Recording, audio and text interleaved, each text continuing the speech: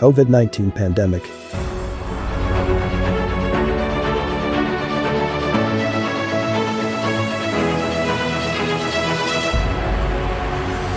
Brought about changing the old paradigms of working, learning, and transacting.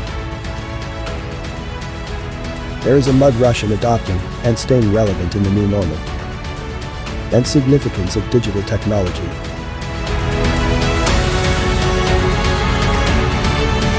Work from home, online learning, and other digital tools for education and working are the only viable options.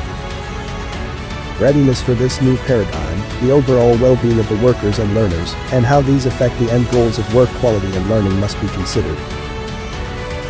Thus the ASEAN ICT advocacy groups, the ASEAN CIO Association, the CIO Forum, and the CIOF Foundation are coming together to bring ASEAN leaders and ICT advocates in a live chat to share their innovative plans, experiences, and challenges in this global changing milieu.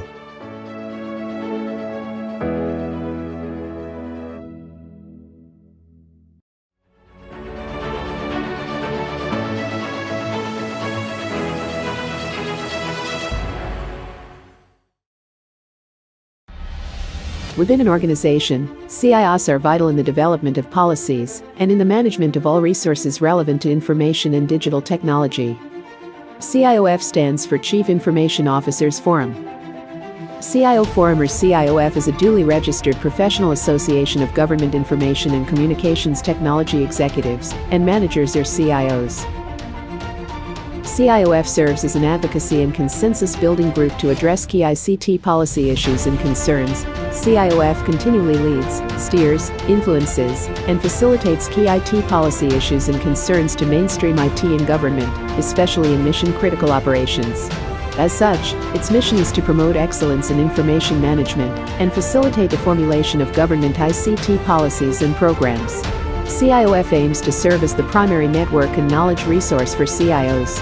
It promotes the advancement of CIOs as key members of the management team and serves as advocates in formulating and addressing key ICT policy issues and concerns in promoting wider public-private partnership.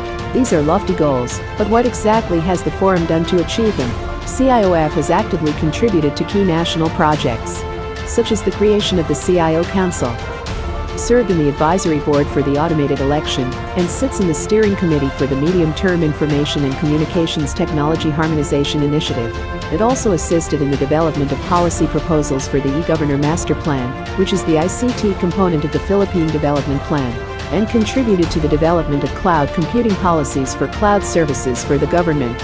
The forum also continuously assists the government in developing the standard ICT organization for NGAs, LGUs, and GOCCs, and in formulating guidelines for ICT procurement processes. CIOF will continue to coordinate with stakeholders and initiate discussions and consultations to improve technology-related policies and programs that impact the lives of every Filipino. Be part of CIOF. Let's improve the state of e-governance in the country. Upon leaving government service, CIOF members enjoy career longevity within the ICT industry by becoming a member of CIOF's partner organization, the Chief Information Officers Forum Foundation. The CIOF Foundation is an organization dedicated to the advancement of technology-based knowledge for more efficient and effective governance.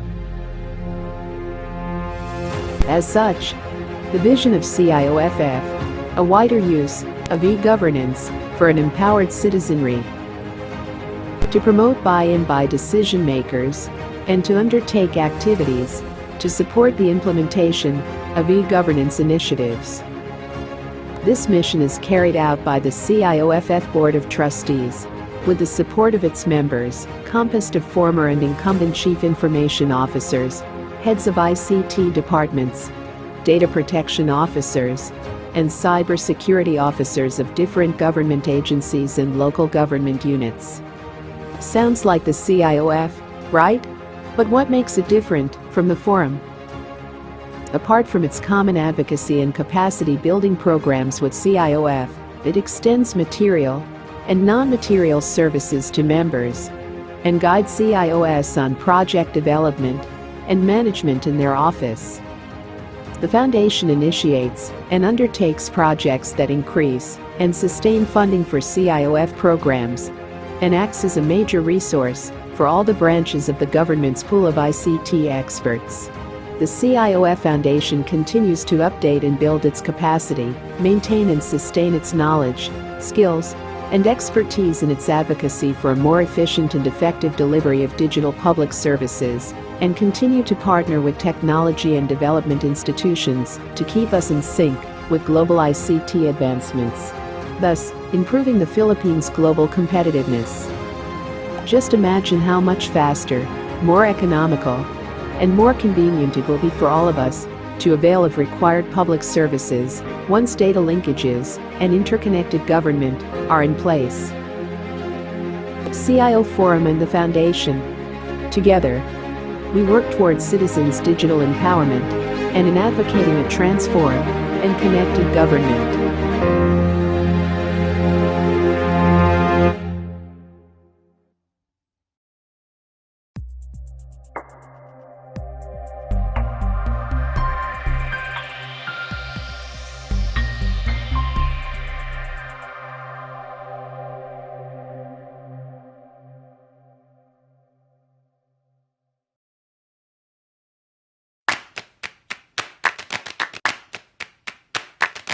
Right now, events that could affect your business are happening everywhere.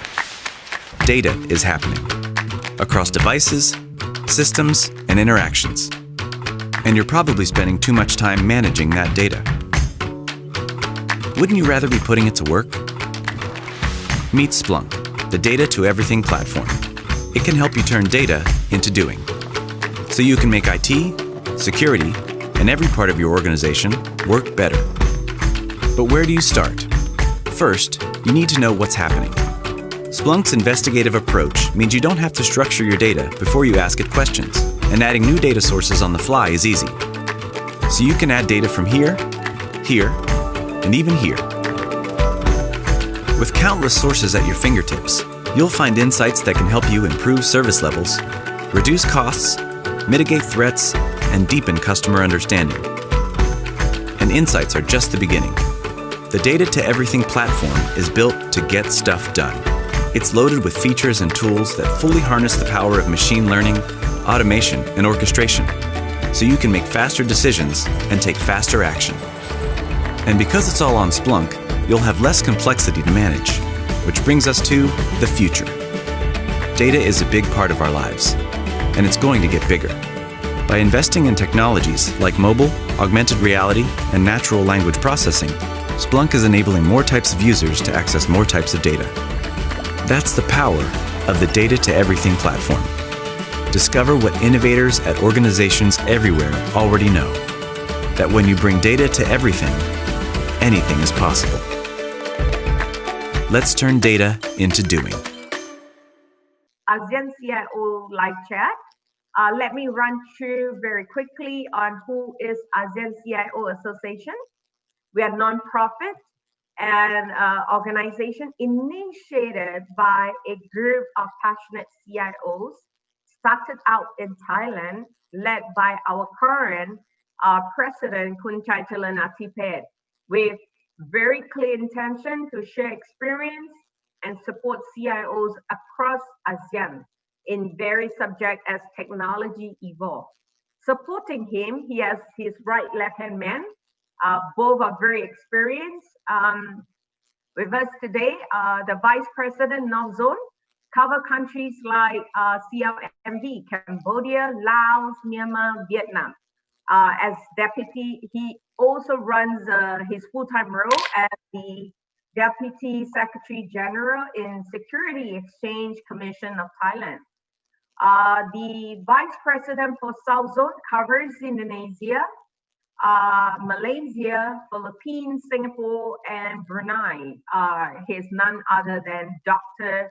Raiza Hamam, who holds this full-time function as key leader, chairman of Badan Pengajian dan Penerapan Technology.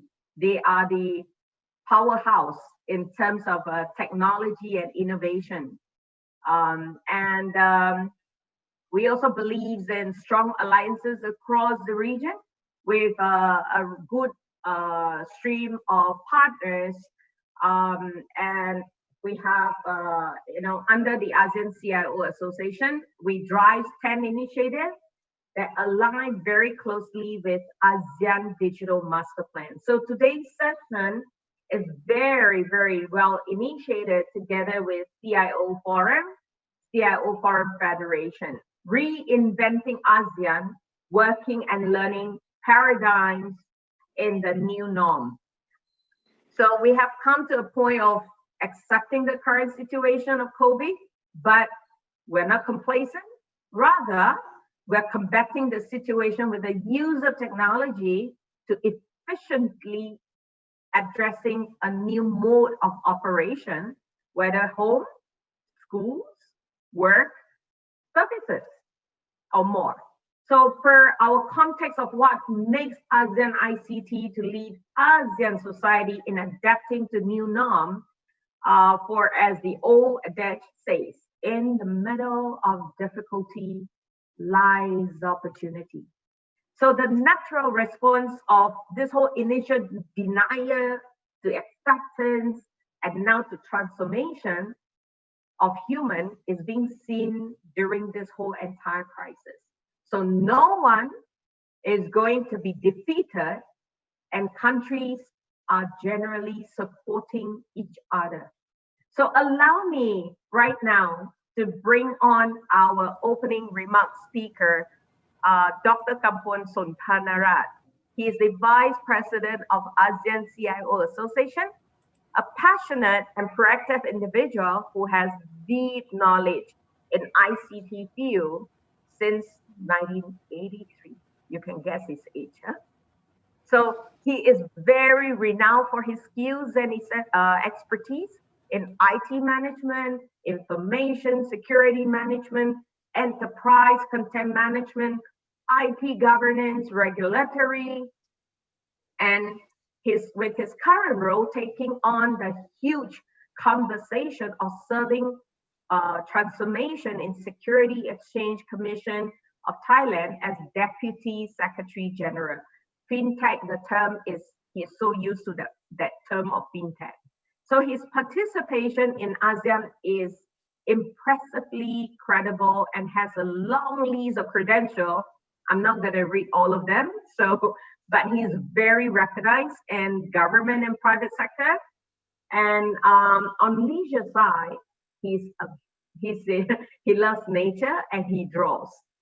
He's like I say, artist by choice. So may I call upon Dr. Kampon Sontanarat, please. สวัสดีครับ อาจารย์ Kampon สวัสดีค่ะ Thankคุณฮองซิน and good morning Dr. Bill Elizabeth Yap, President CIOF, Dr. Syria Emreyes, President Philippine Institute for Development Studies, all distinguished guests, ladies and gentlemen. It is with great pleasure to be recently appointed to serve ASEAN CIO Association as one of the key leaders to support ASEAN digital transformation and development and using our know-how to bridge digital divide. I'm honored to open this conversation, particularly close to heart on the rapid change of the entire learning paradigm, as Kun Hong Sin mentioned. Whether it is a new normal or not, the natural human instinct to think creatively and innovatively helps to drive the full new conversation of digital learning landscape. The COVID-19 pandemic has changed the entire education system forever, as well as a fresh new work model evolved with thoughts on whether having a work office is still necessity.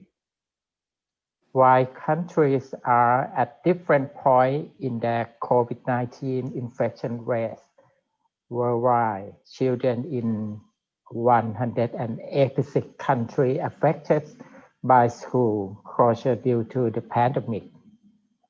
While in ASEAN, this sudden shift away from the classroom in many parts of the globe has the adoption of online learning system, has the adoption of online learning seemed the only way to go. This may continue to persist post-pandemic, and how such a shift would impact the worldwide education market as well as the lives of parenting. That in turn may stretch the chain of working lifestyle as it seeks employer trust to consider working from home could be one best option for a win-win situation. Take the various online teaching tools in consideration. Video has become a vital go-to component of learning, with study indicating that 95% of students and educators say that video content is essential for digital literacy. Technology vendor like Zoom, as we use Zoom right now. The technology vendor like Zoom overnight turned $1 billion company. Workforce education and the implication of COVID-19, workers generally have been required to upskill their ability as new technology incrementally enter the economy. With the pandemic chaos and economic disruption, people have to learn to accept than to lament about the happening as it has never before that the world is shut down. Educator has to explore new programs from communities, colleges, universities, and employers, new content delivery approach, new education technology, and new way to rebuild the information system. COVID-19 has escalated the whole context of digital literacy and forced organizations and government like myself to rethink on the way to work. ASEAN COE Association has been serving ASEAN CSO for the last decade. With annual activities, had to switch gear to engage our member proactively. When World Health Organization or WHO declared COVID as pandemic, we must think of the way to continue the engagement. So the start of our 4 weeks online outreach that offer live chat, digital channel. There were 9 channels that focus on demand by C-suite, business consulting channel, coaching channel, cybersecurity channel, city and urbanization channel, digital transformation channel, digital water channel, digital fund channel, green and sustainability channel, women and youth channel.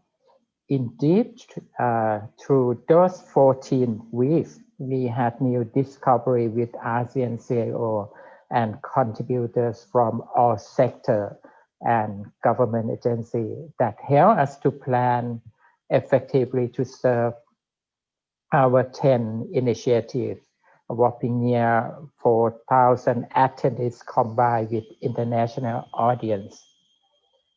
We have took our input and developed new programs. Some organization has just started to touch on the subject of digital leadership.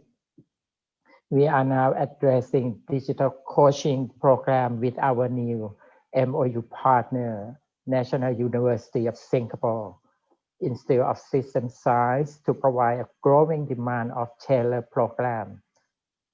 With the new enforcement of PDPA across ASEAN, this pandemic situation has organizations to review their policy and data confidentiality while permitting employees to work from home. On the other hand, the application of Thailand is an app designed to help medical professionals, government agency, and the public test COVID-19 infection. User can submit information to the app about their health status and location to assist the government and doctors trace the spread of the virus. The app was developed in collaboration with state organizations and private developers to provide data to the Department of Disease Control. Countries around the world are developing similar apps to fight the pandemic, while privacy advocates are raising concern that this tracing app could be abused by the government and used to monitor citizens for purpose other than COVID-19 prevention. ASEAN CIO Association is setting up an ASEAN Data Hub to support the call and demand for such needs beyond just data privacy, data security, data governance, and more. The club aims to serve CDOs and GPO in an angle of training consultancy and development of talent at this new paradigm. We never need to reinvent, rather to explore full co-creation with our ASEAN member states. Digital empowerment brings people, business, and technology together. We strive to serve ASEAN digital transformation, building a team of trusted advisors to help in your digital journey, and this obviously demands strong commitment. I trust that today's session on ASEAN reinventing working and learning paradigms in the new normal has solid sharing with you. And to close my opening speech, I believe strongly the hand in hand, we can cross the challenging times as one. Thank you and สวัสดีครับ สวัสดีค่ะ ขอบคุณค่ะ อาจารย์ And thank you very much, Dr. Kampun Suntanarat, for sharing his opinion and to also kickstart this whole entire conversation by warming us up to address actually about human resiliencies. And he has addressed a lot of interesting points where subsequently, if any one of you would like to reach out to him, all right, you can drop us a note on live chat at acioa.com. All right, without further ado, I'd like to bring on our next interesting speaker that addresses on welcoming all of you. Dr. Bess Elizabeth Yap, who is the president of CIOF. So she is a lead practitioner in Philippines and holds very strong leadership skills in the ICT industry, is renowned to break barriers and take Philippines digital development into a hands serving CIO forum. So Dr. Yap has a great 37 years of professional experience in the field of ICT and the whole entire context of organization development. So without further ado, Dr. Yap, I'd like to call upon you and deliver your welcome address. Dr. Yap, please. Good morning, ladies and gentlemen. Welcome to our first live chat with the ASEAN CIOs. Our theme for today is reinventing ASEAN working and learning paradigms in the new normal. Co-organized with the ASEAN CIO Association and the CIO Forum Foundation, this will serve as the third CIO Forum online general membership meeting and conference. Managing the effects of the global pandemic that continues to inflict harm on health, governance, economy, business, work, and education tops the priorities of what governments and societies are doing today. And so, our most heartfelt welcome and gratitude to our honored guests and delegates. We are happy to have with us today our keynote speaker from the Philippines, Dr. Celia Reyes, the first female president of the Philippine Institute for Development Studies. From the business sector, we have Mr. Jiraj Goklani, Vice President for Strategic Accounts and Specialists, APAC Splunk Incorporated. The highlight of this live chat is the panel discussion on the topic, New Paradigms and Challenges in Work and Learning in the New Normal. We invited resource speakers and experts from the government and industry sectors. The discussion will revolve around the changing workspace and classroom environment, on the challenges we are encountering, and the mitigating strategies, policies, and technological solutions. We would like to thank our panelists from the government sector, Undersecretary Jesus Lorenzo R. Mateo from the Philippine Department of Education, represented here today by the Planning Service Director, Director Roger B. Masapol. We would like to thank our panelists from Thailand, Dr. Patawaran Prasampanik. She is a faculty at Sasin School of Management, Chulalongkorn University. We would like to thank our panelists from the Philippine industry sector, Mr. Richard Bonmoya, the National Technology Officer of Microsoft Philippines, and Mr. Ulysses Nagit, the Chief Information Officer of Converge ICT Solutions Incorporated.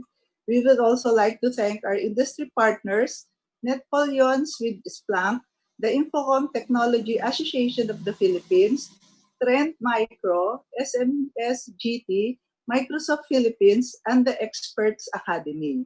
Last but not the least, we would like to thank Brigadier General Nicolas Ojeda Jr., the ACIOA Counselor of the Philippines, who proposed and made this collaborative live chat a reality. So we implore heaven for good Wi-Fi connections and a successful ASEAN CIO live chat via Zoom and Facebook. Thank you, and as we say in our language, mabuhay tayong lahat.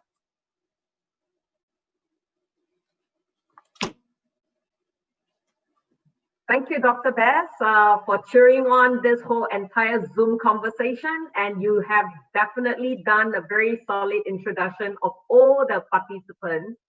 And so right now, allow me to bring on our next speaker, none other than President Celia M. Reyes. So Dr. Celia, she's like what Dr. Bess have mentioned, first women president of Philippines Institute of Development Study. Yay!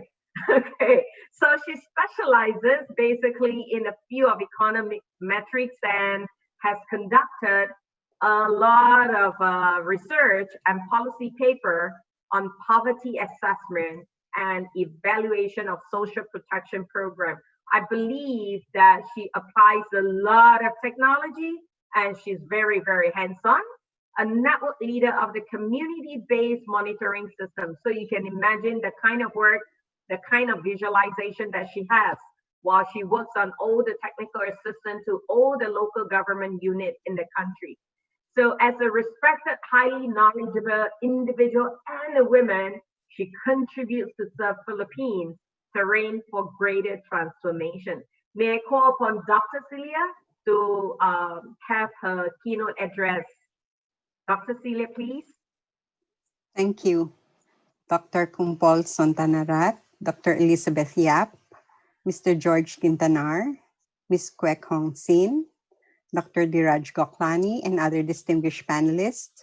Good morning to everyone.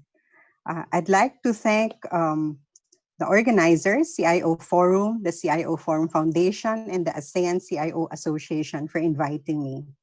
Today, I'll talk about reinventing working and learning paradigms in the new normal in the ASEAN. The year 2020, I don't know if, let me just ask Nina to share her screen. Ma'am, I cannot share screen. Live chat team, permit sharing. Can the host allow Nina to share her screen? Thank you. Okay, so the year 2020 has been extraordinary. The COVID-19 pandemic has spread in 215 countries and territories and infected over 43 million persons with over a million deaths. Asia has the most number of cases at over 13 million, followed by Latin America at close to 11 million. Northern America and Europe have over 8 million cases each. In ASEAN, there are 900,000 cases and almost 22,000 deaths. The two most affected countries are Indonesia and the Philippines, where each has over 370,000 cases to date. The recent data on daily new cases suggests that it is far from disappearing in the next few months unless a vaccine is found.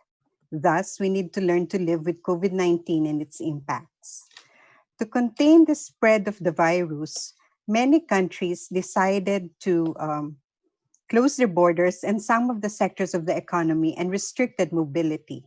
This has affected adversely the economic performance of these countries. Consequently, the global economy is projected to contract by 5.2% this year, according to the World Bank.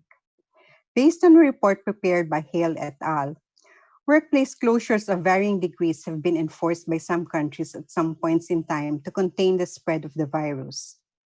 In mid-April of this year, we can see that many of the countries have imposed closures except for key workers, as indicated by the red shaded areas. By October, restrictions have been eased and many of these countries have opened up certain sectors. In the case of the Philippines, the government imposed enhanced community quarantine starting in mid-March. It has eased restrictions gradually and slowly reopened the economy, but has maintained community quarantine up to now, although less restrictive. To protect children, schools were closed in many countries in April, as depicted by the red shaded areas. Since then, many have adopted different modalities for education to continue. In the Philippines, children were not allowed to go to school, and distance learning for basic education has been adopted by the Department of Education, while online and offline modes were offered to tertiary education. The Google Mobility Report shows significant changes in the mobility patterns of people during the pandemic. We see people spending more time at home. The data shows that time spent at home increased by as much as 43% during the height of the enhanced community quarantine during the first half of April. With the easing of the restrictions, people are spending more time at home compared to January and February, but only higher by around 20%. We also note significant declines in the number of visitors to workplaces. It went down by as much as 82% in the early part of April due to the lockdown, but with the easing of the restrictions is now down by only 38%. We also note significant decreases in visits to retail and recreation places such as restaurants, cafes, shopping centers, theme parks, museums, libraries, and movie theaters. Furthermore, visits to groceries and pharmacies went down significantly. The same is true with parks and public transport hubs such as bus and train stations. Mobility trends to workplaces also dropped significantly for the other ASEAN countries due to the pandemic. To keep the economy going, many of the government agencies and private companies adopted skeletal workforce or work-from-home arrangements whenever feasible. So what have been the strategies to cope with COVID-19? What work arrangements have been devised to keep operations going? How can students continue their education when physical distancing is required to reduce exposure? Let me share some strategies that have been adopted, particularly in the case of the Philippines. In Memorandum Circular Number 10, issued by the Civil Service Commission, government agencies in the Philippines were allowed to implement any of the following work arrangements: work from home, skeleton workforce, compressed work week, staggered working hours, and other alternate work arrangements. Work from home arrangements for the private sector are guided by virtue of Republic Act number 11165 or the Telecommuting Act, which was enacted into law in 2018. There are several advantages to work from home arrangements, including the following. One, it may lead to lower costs and savings, as it may give rise to co-working spaces, which are cheaper alternatives to office spaces. The workers also save time and money commuting to and from work. It promotes safety of the workers. Work from home arrangement avoids densely packed workspaces, which facilitates spread of the virus. Shift to remote working has helped firms stay afloat during business interruption and prolonged lockdowns. Moreover, work from home can lead to a positive outlook, higher performance, and better work relationship, thereby improving productivity. Government can also take advantage of workers staying at home to expedite infrastructure projects in order to lessen traffic congestion in highly urbanized areas. On the other hand, there are also some significant challenges, including the following. One is unreliable connectivity. Philippine infrastructure cannot support prolonged remote working due to patchy phone signals and unreliable internet connections. Two, there could be extended working hours and it erases the boundaries between work and personal life. The effect is particularly greater for women and workers who live alone. Flexible work arrangement may also lead to poor performance of employees due to lack of supervision. Third, the Kazana Research Institute in Malaysia noted that work from home arrangements could potentially widen inequality, as this option favors workers who are highly skilled and are already enjoying substantial compensations. Fourth, a survey of employees conducted by the Premier Value Provider shows that a substantial percentage of respondents are experiencing critical levels of stress, anxiety, and depression, most of which are affecting millennials and Gen Zs. A UN policy brief reported that adolescents and young people are the most at risk in this crisis, as most mental health conditions develop during this period of life. The main source of distress include issues on health and loss of routine and social connection. The main issue is the feasibility of work from home arrangement. WFH was not a feasible option for any worker in majority of the enterprises, as found in one study. It was more pronounced in microenterprises. Wholesale and retail trade like malls had the greatest difficulty conducting work from home arrangement, followed by accommodation and food services, such as hotels and restaurants. Only about 11% of enterprises can have more than 50% of their employees working from home. Even for research organizations like my institute, while research can be done from home, there are some tasks within our organization that require some of our employees to report for work physically, primarily to do financial transactions. We have responded by adopting remote data collection in lieu of face-to-face interviews, online focus group discussions, and key informant interviews, but we still face issues of sampling representativeness, primarily because those persons we can reach via online surveys tend to belong to the higher income groups or bigger businesses, since the lower income groups and micro enterprises tend to lack access to internet and computers. Elementary occupations such as janitors, construction laborers, and street vendors are least able to work from home, followed by plant and machinery operators and craft and related trade workers such as mechanics and garment workers. At the other end of the spectrum, professionals, managers, officials, and legislators are the occupations most amenable to working from home. And the study also found significant cross-country variation in the scope to work remotely. And I suppose this is partly due to the state of digital infrastructure in the country. This suggests that workers in emerging and developing economies could face daunting challenges in continuing to work during periods of stringent lockdowns. On average, workers with a lower scope for working from home are concentrated in accommodation and food services, transportation, wholesale and retail trade, health and social services, and manufacturing sectors.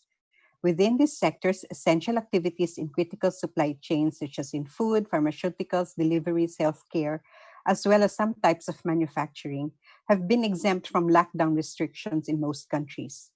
By contrast, sectors best suited for teleworking include information and communication, finance and insurance and professional services, such as legal services and scientific research, as they typically require less physical proximity and have higher reliance on digital tools and technologies. As in the case of occupations, there's a negative association between level of economic development and the feasibility to work remotely within a given sector. What this slide and the previous slide show were that with advances in digital technologies and greater use of these technologies, there are opportunities to make some of the tasks more amenable to telecommuting. Let us now shift to learning arrangements. Taking the case of the Philippines, the Department of Education has shifted to distance learning approach, which will be implemented through the following ways: online classes, printed modules, and broadcasted lessons via radio or television. On the other hand, the Commission on Higher Education has introduced the following three options for colleges and universities: pure online, pure modular, and blended learning, or a combination of online and offline modes. With the pandemic, we see a decline in total enrollment in primary and secondary schools as some students did not enroll this school year, perhaps due to financial considerations or lack of access to internet and computers. Some students also opted to transfer from private to public schools. This is worrisome, and greater effort should be made to bring back the dropouts to the educational system next school year. Online learning arrangement offers certain advantages. There's some evidence that students retain more material when learning online compared to learning in a classroom. Students can learn at their own pace. Moreover, online learning arrangement increases convenience and flexibility. There are, however, several challenges to online learning arrangements. One is the lack of tools and resources. An unplanned and rapid move to online learning, which involved no training, insufficient bandwidth, and little preparation, will result in a poor user experience. Second, poor internet connectivity. A World Bank NEDA report shows that 57% of households, accounting for about 12 million families, are still not connected to the internet, while those with access experience low internet speed. In fact, the Philippines ranked 120th out of 140 countries, averaging at 16.44 Mbps.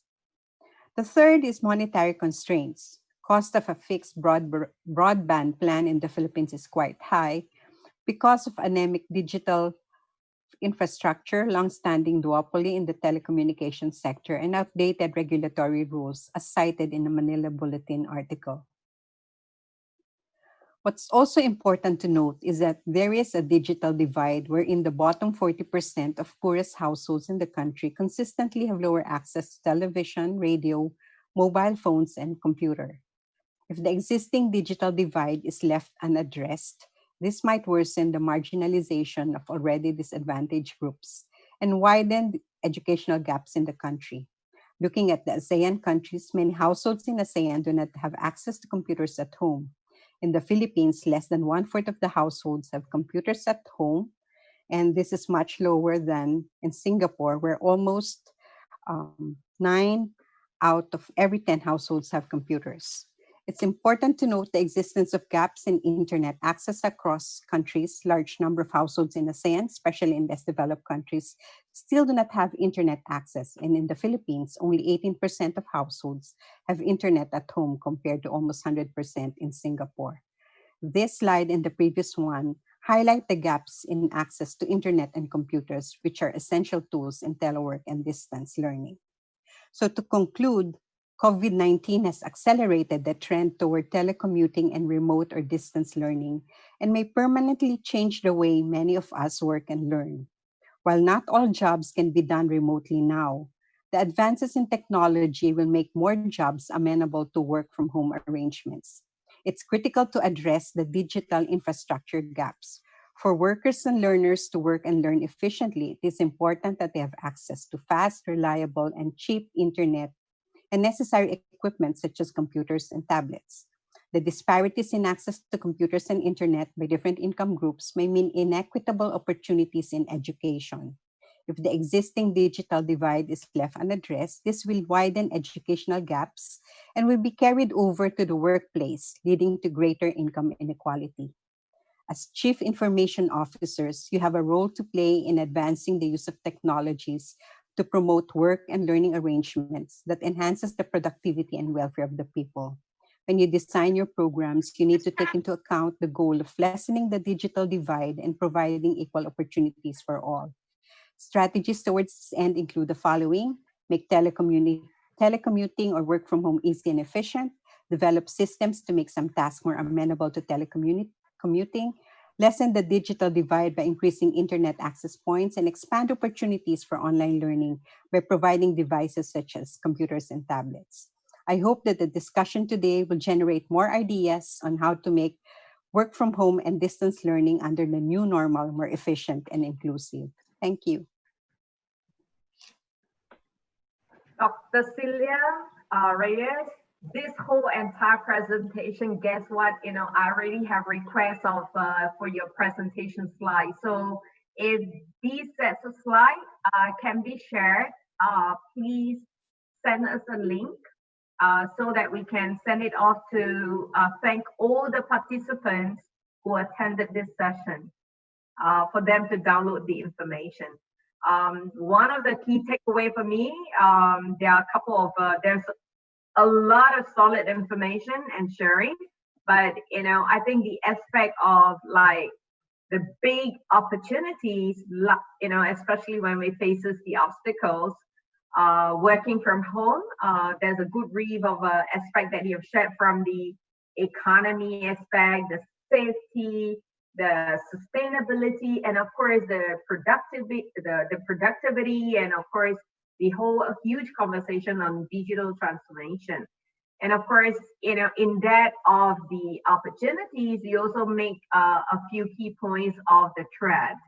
And your last slides that talk about like the moving forward, I think these are all key benefits that all the rest of ASEAN countries can also learn from. And generally, ASEAN Secretariat has always reminded us, who is running ASEAN CIO Association, that all ASEAN countries are unique in their own ways.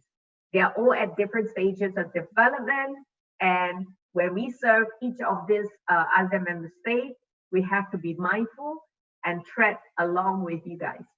So without further ado, now I really would like to call upon the technology's opinion. Here we have Mr. Gerard Kotlani, and the topic posed upon this: let's rock the data age, bring on the data to everything.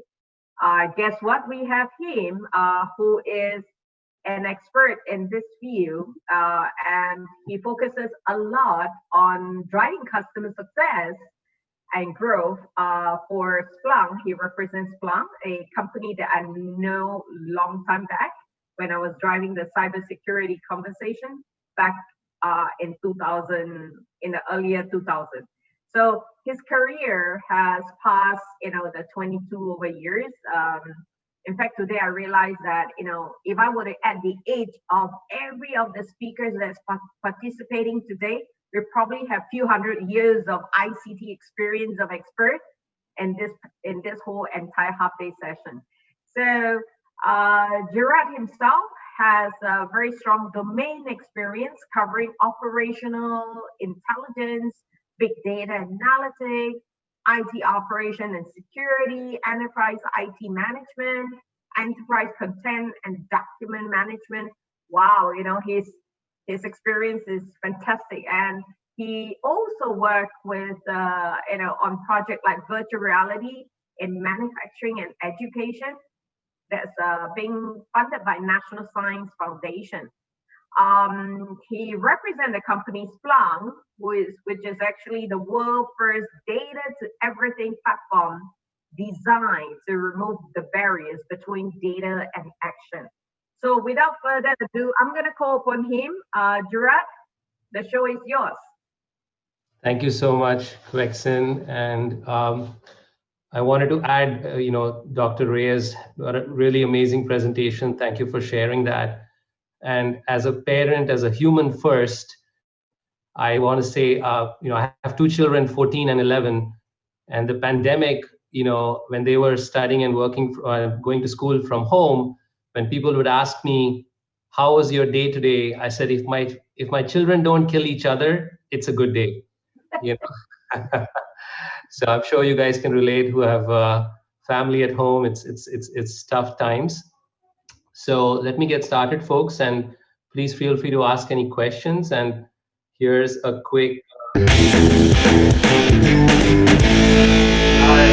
rocking the data age. Hopefully that was just a bit of a music there.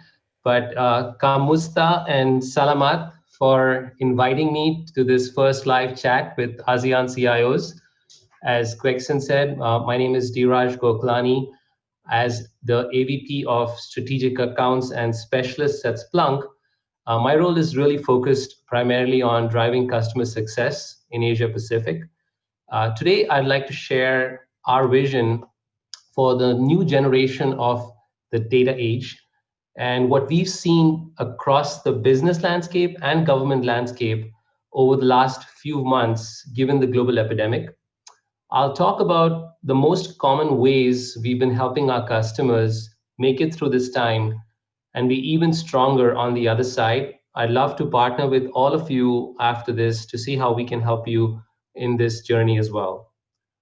So firstly, as a quick overview, if you're not familiar with Splunk, our aim is really to empower everyone with data.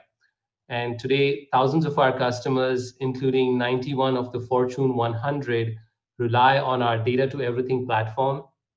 They use it to empower their IT, DevOps, and security teams and bring data to every question, every decision, and every action. Fortunately, we've seen some incredible growth over the last 10 years since our founding.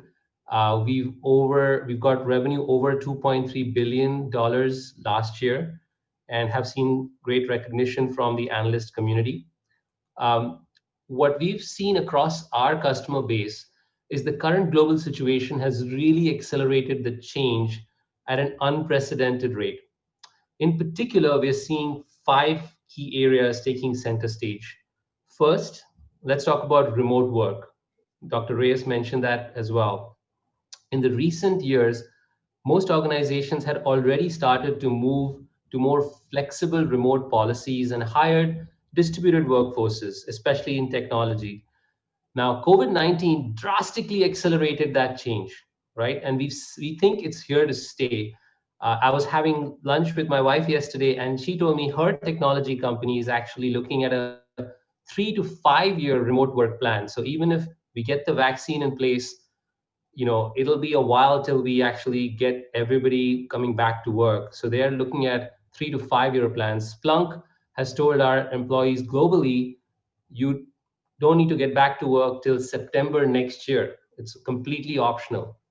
So you can imagine we've got tremendous changes to adapt to. Even Gartner had a recent survey that showed that 74% of CEOs and CFOs expecting to shift some of their workers remote permanently. You might have heard of to Twitter and Facebook and all the tech companies. They've decided, what, where you live is where you work, and that's fine, right? So how do you support workforce productivity? How can you ensure that these work from home environments are also secure? So we've seen increased stress on business systems from retailers, banks, government agencies. And you've probably read online several news stories. There's lots of frustrated consumers. They're having trouble completing online purchases. And organizations are pushing to ensure that these critical systems are not only performing, but they're optimized, scalable, and secure. So it's not just about existing business systems. We're also seeing consumers and businesses are demanding new types of digital interactions. I know that every time now when we also as a family, we think twice about going out for anything. We'd rather just get it online.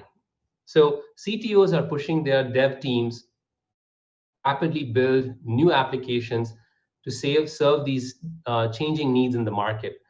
And while most organizations have been expanding rapidly to public cloud-based approaches, the current situation has reignited the conversation, and teams across the business are thinking about how to prepare for this shift in a world where capital, as I'm sure most of you are struggling with as CIOs, is not flowing as freely. We have to maintain a physical presence is much harder. It's much more costly. And finally, if you're like most organizations, I imagine that you have a renewed emphasis on understanding how to control costs and only invest in those areas where you see real specific immediate ROI because of the uncertainty. So these 5 trends, my friends, are not just technology or security problems. We are seeing these as board level concerns. They're super, super critical. And I hope you agree with me. Now, cloud has become a key enabler of transformation now more so than ever. We are seeing organizations really rapidly transform. The financial scalability and flexibility benefits are super clear. Over the last few years, the conversation had already moved from should we move to the cloud to how do we do it the right way? And what we typically see is that companies that are migrating to cloud, they do it in stages. So you may be in different stages of your journey. You may be early or somewhere in the mid-level process. Most companies start by lifting and shifting their existing applications to cloud infrastructure. Then they refactor the applications, breaking them up into smaller components. And finally, they build cloud native applications that leverage microservices like Kubernetes and serverless functions. What I'm sure you're experiencing as you've gone down this journey is that moving to the cloud has significantly increased complexity. Instead of managing one data center on premise, now you have to monitor and secure on premise as well as in the public cloud and sometimes multiple clouds. Instead of just protecting information inside your firewall, your security team has to protect sensitive data which is flowing across an expanded attack surface. And your app dev teams are releasing code way faster. And they're building with much, much more complex interdependencies, causing a lot of unpredictability. So digitization and the shift to the cloud has also created greater volume, variety, and velocity of data. So this transformation is super critical, but these elements are also causing a lot of pain and challenge. To take a step further, we actually gathered some more data. We partnered with this organization called True Global Intelligence, and they surveyed about 2,000 global businesses and IT managers. And these organizations were asked questions about how can you leverage data and technologies to drive your transformation. The key findings of the survey was that 2/3 said that the sheer quantity of the data they will grow nearly 5 times by 2025. Let me say that again. 5 times of the growth of data by 2025. 86% of the organization said that they are not prepared for this new data age. And only 8% felt that they were confident that their organizations will prepare in time. Now, 42% of them felt that they had decently high levels of the understanding of the 6 primary drivers of the data age: 5G, IoT, artificial intelligence, augmented reality, virtual reality, blockchain, and edge computing. And these are bleeding edge technologies, as we know. For 5 of these 6 technologies, financial services companies were leading in terms of current development of use cases. Now, retail came in second in most cases, though most retailers lagged in adoption of artificial intelligence. And then manufacturing leaders predicted growth of their data volume more than any industry. And finally, 76% expect the value of the data they have to continue to rise. So not only is the growth of the data 5 times, but the value of the data is also continuing to rise. So as you might expect, the data shows that these companies that embrace this data age and prioritize operationalizing their data see transformative outcomes. In fact, the data innovators experience a 12.5% increase in their annual gross profit. And that's, at the end of the day, super critical for any business. They're also 10 times more likely to generate more than 20% of their revenue from new offerings. And they meet or exceed their customer retention targets 97% of the time. So folks, the data tells the truth. So please take note of this. Now, while most know that it's critically important to use your data to drive your business outcomes, the vast majority of these folks we speak to still struggle to use that data. And why is that the case? That's because when you turn real-time data into action, it's really, really hard, especially as these hybrid and cloud environments get much, much more complex. They're creating data lakes, integrating and working across countless systems. These are creating massive data volumes while also navigating that complex web of tools which are designed to aggregate the data, monitor the data, analyze the data, and provide specific outcomes for the organization. And even with large budgets, some of these organizations and teams are significantly struggling to make any headway, which is why many of these promises of both big data and the efficiencies of the cloud, unfortunately, have just not been realized, my friends. So we at Splunk thought there's a better way. And so that's why we've created the world's first data to everything platform. It's really designed to remove those barriers between the data, the action, and so that people and businesses can actually turn data into doing in real time. And when we say everything, we really mean everything. We are here to bring data, again, to every question, every decision, and every action. And in short, we're here to bring data to every business outcome. So let's talk about that a little bit more.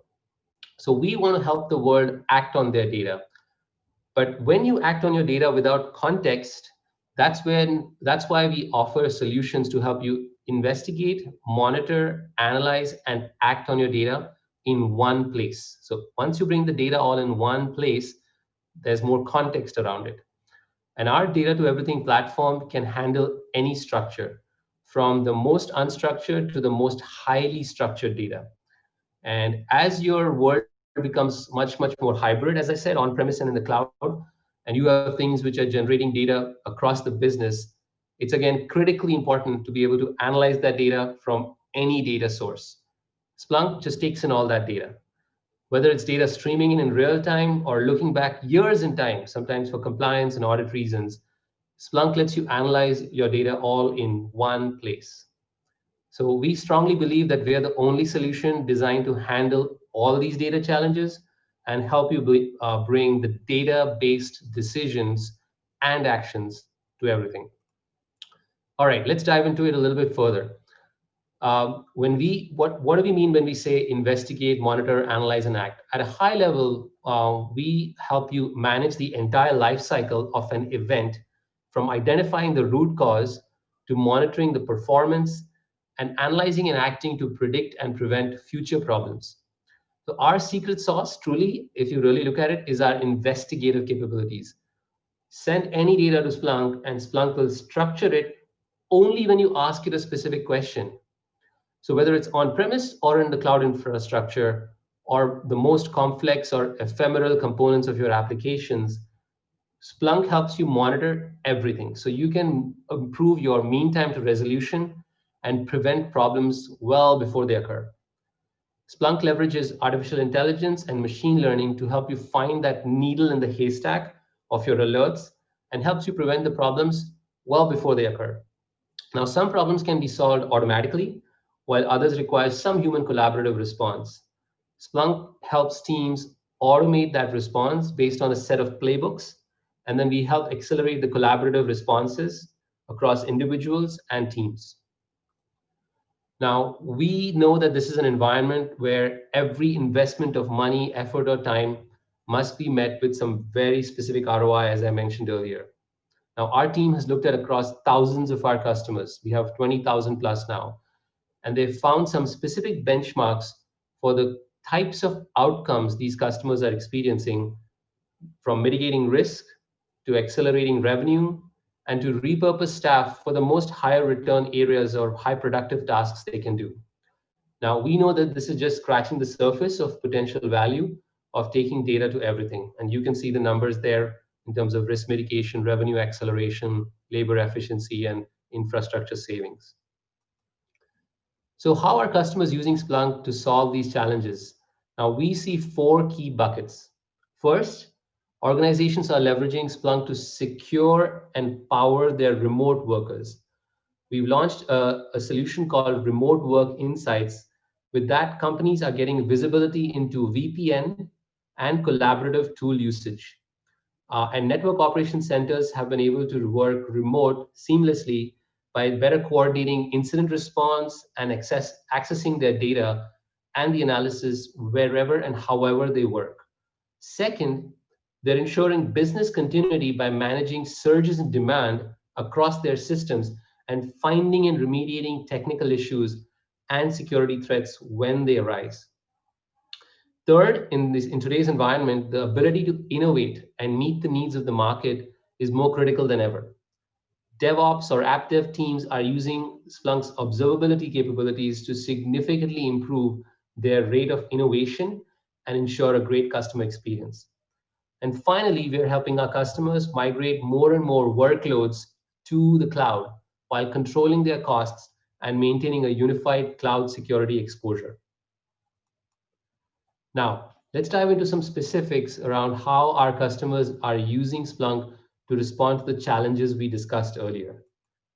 First, let's talk about supporting and securing remote work, which again, Dr. Reyes brought up pretty significantly important. For customers responding to the current COVID-19 crisis, by moving their employees to remote work, we are making available a solution to support you called Remote Work Insights, or RWI. We love our acronyms. That helps you monitor and secure these remote workforce. It provides real-time visibility across multiple disparate systems, such as VPN, Microsoft 365, and cloud-based collaboration platforms. RWI also empowers your IT and security teams to manage the application and monitor business performance from remote locations, while providing your executive stakeholders views into specific critical business operations and employee productivity. We have it available actually as a 90-day trial on our website, splunk.com, if you're interested. Now, as most of our world has moved online, empowering the front line of incident responses is super critical more than ever. And we've observed that our customers are able to respond to incidents 65 to 90% faster. Splunk's on-call system helps coordinate these collaborative incident responses by rapidly mobilizing incident responders with custom rules and logic. It actually delivers some contextual alert information and suggestions which are driven by machine learning and improves the collaboration to reduce the overall time for incident resolution. Now, beyond incident response, our mobile capabilities ensure that these employees have access to the information wherever they are in the world.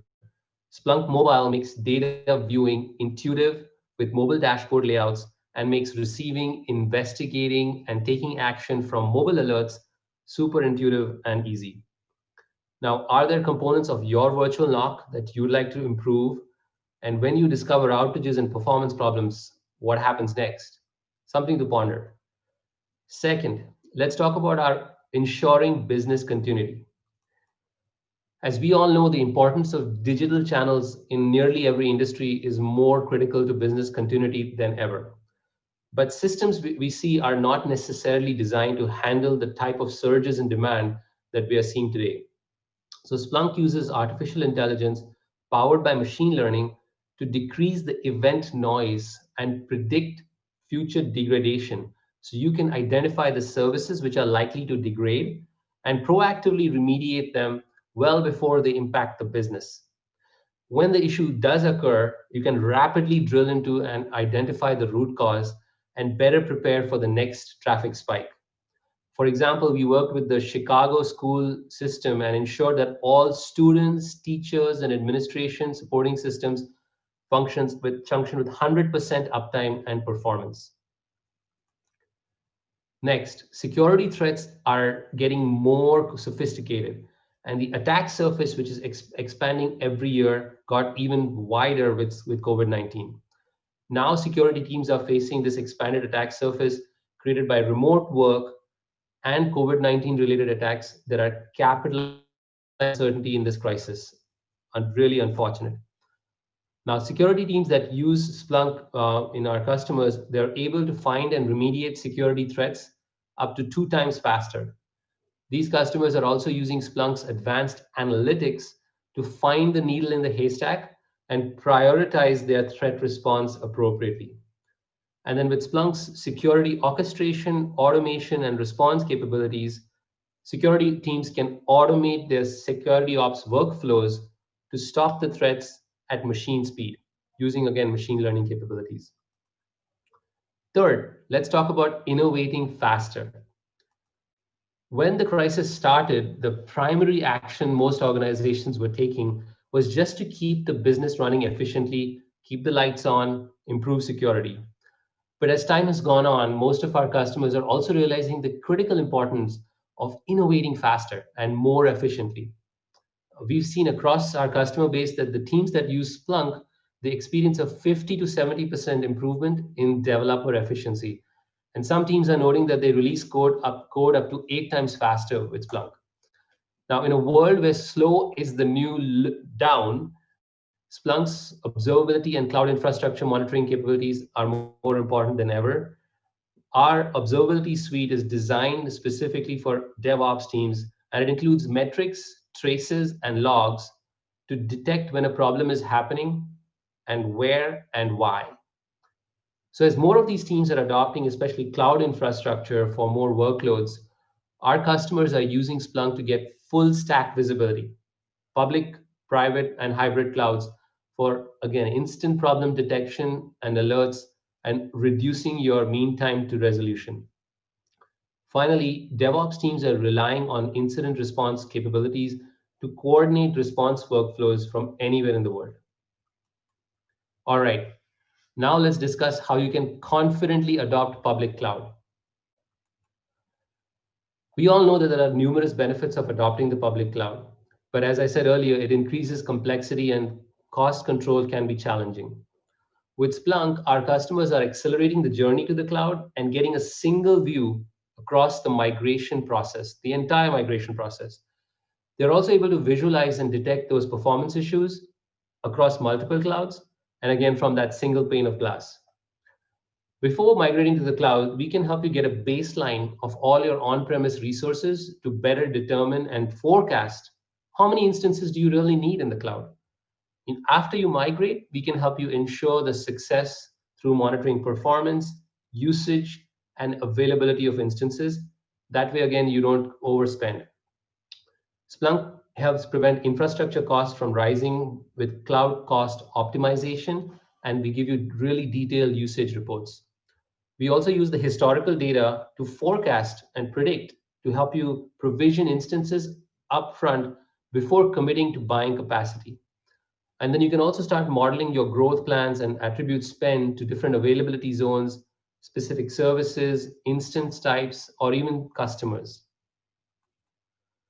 Now, as the threats against enterprises are evolving, compliance mandates, as I'm seeing, is becoming even more stringent, and cloud environments becoming more complex and diverse. It's been more important to create a strong unified cloud security strategy. And it's also never been more difficult.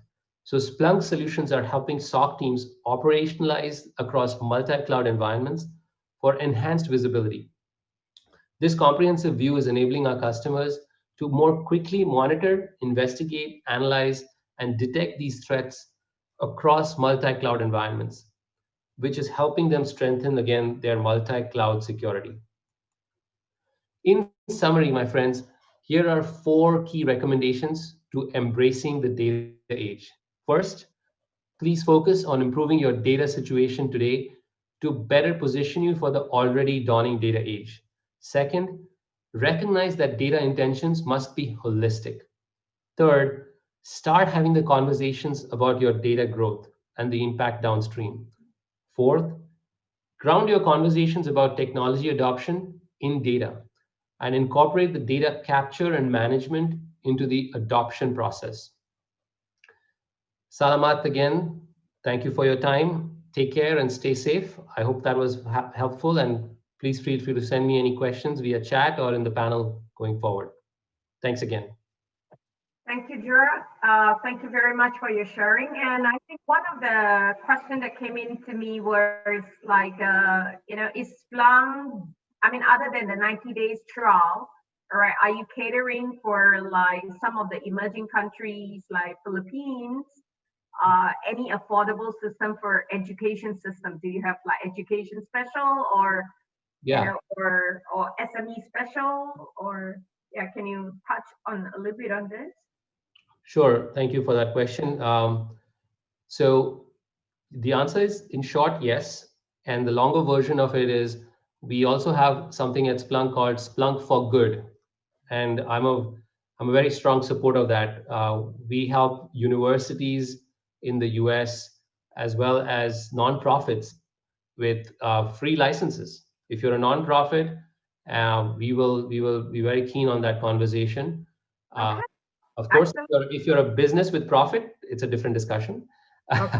But we will definitely entertain those conversations. And if you Google Splunk for the number 4 and good, you will see that we've not only done universities a lot of great work with them, but also helped with the forest fires in Australia, in the US, helping them gather the data.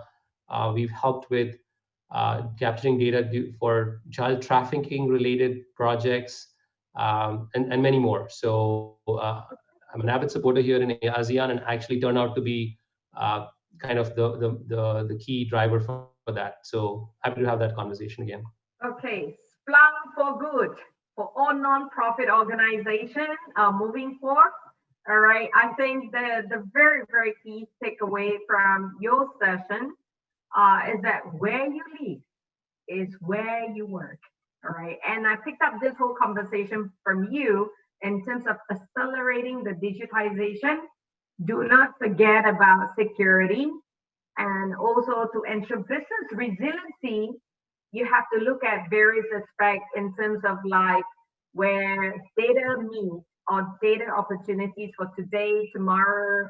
We're talking about anywhere, anytime, any structure, any source, any time scale, any insight, any action. So for more detail on Splunk, please go to the expert, Gerard, who is online. And I believe that if there's any question, you can post on later. And I'd like to emphasize that today's session has been recorded and will be posted on ASEAN CIO Facebook page. And, I like to right now also emphasize that, we can bring on our plenary. Yeah, and just real quick, Sin, one of the best parts about this conversation also is everybody's at different stages of your maturity in this journey, adopting to the pandemic. So what we're also doing is offering a free consulting service to assess your maturity and what is the roadmap and the gap you have in your IT security and DevOps environments, both from a people, process, and technology. And this comprehensive report you get after the assessment, you can take that and apply that to pretty much any technology. We're doing it more from a consultative thought leadership perspective. Okay, thank you so much. Panel discussion moving forward. We have this whole interesting conversation about new paradigm and challenges in work and learning in the new normal. Leading this panel discussion, we have Miss Cynthia Dem Kovite. She's the CIOF, CIOF is in CIO Forum Federation member. And with her, she have 4 plenary speaker. Cynthia, the show is yours, and bring on your plenary speaker for this exciting panel discussion. Yeah, thank you, Ms. Hong Sin. So the panel discussion was very interesting. We have from the president of PIDS, Dr. Celia Reyes, the challenge of having an efficient and inclusive digital transformation. And in response from our technology sector, Diraj, he says that there has to be a rapid innovation. And by that, he means that even if you have 5 times data growth rate, we should be able to manage it so that it can put value to our actions. And so we can have our desired outcomes. So I hope everyone is doing great this morning, especially after the plenary. In this panel discussion, our ASEAN experts will discuss the topic on new paradigms and challenges in work and learning in the new normal. So this session aims to present holistic approaches in determining appropriate technology solutions and procedures for the radically changing workspace and classroom environment.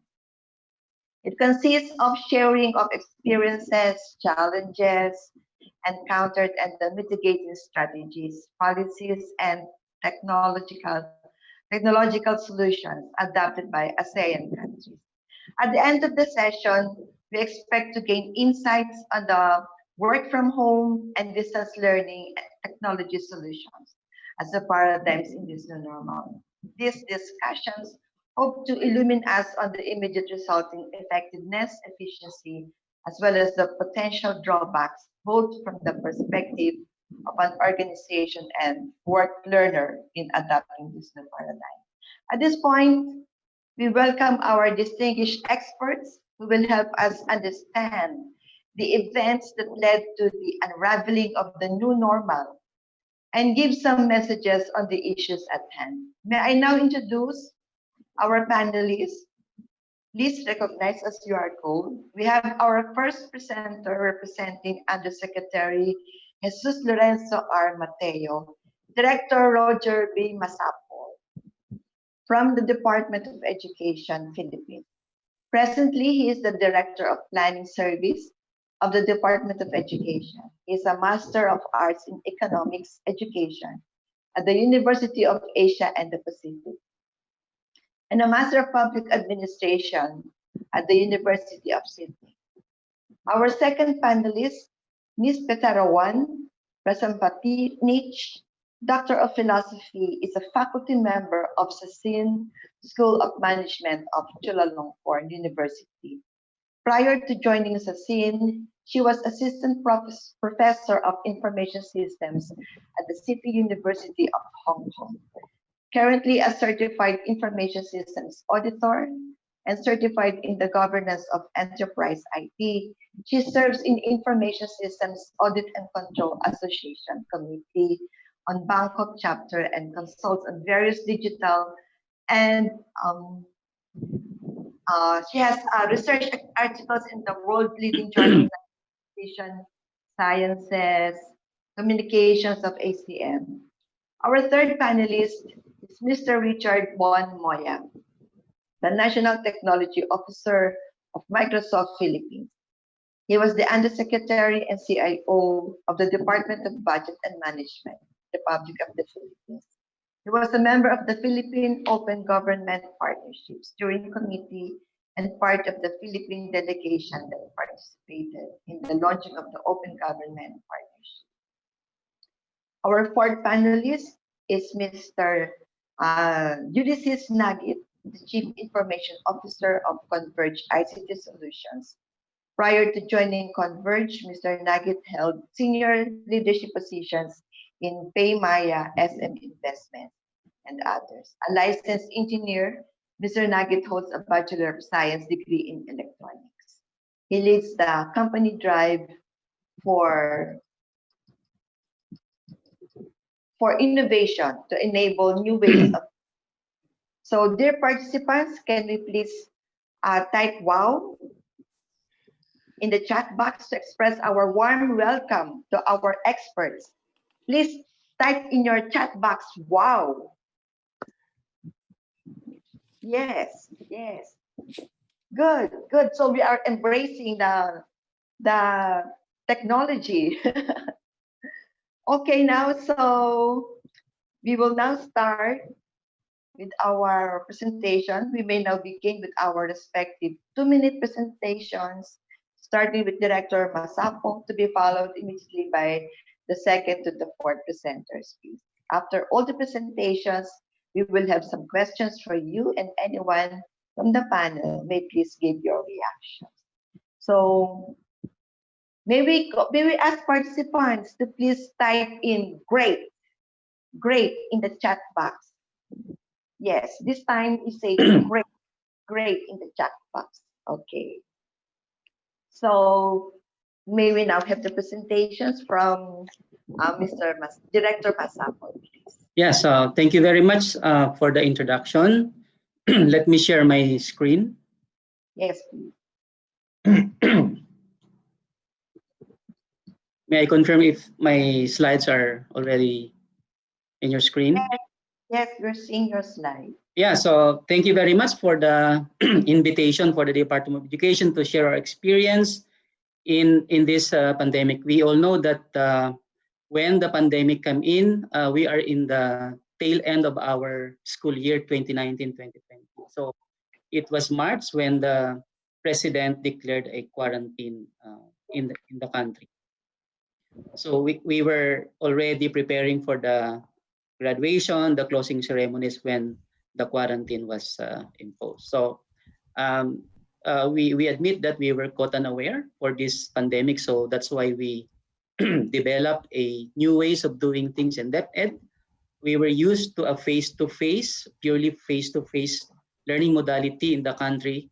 And now we were shifted to the pure distance education. So when we crafted our basic education learning continuity plan, when we presented it to the president, he immediately supported the plan to continue learning because we believe that education must continue even if there is a global pandemic.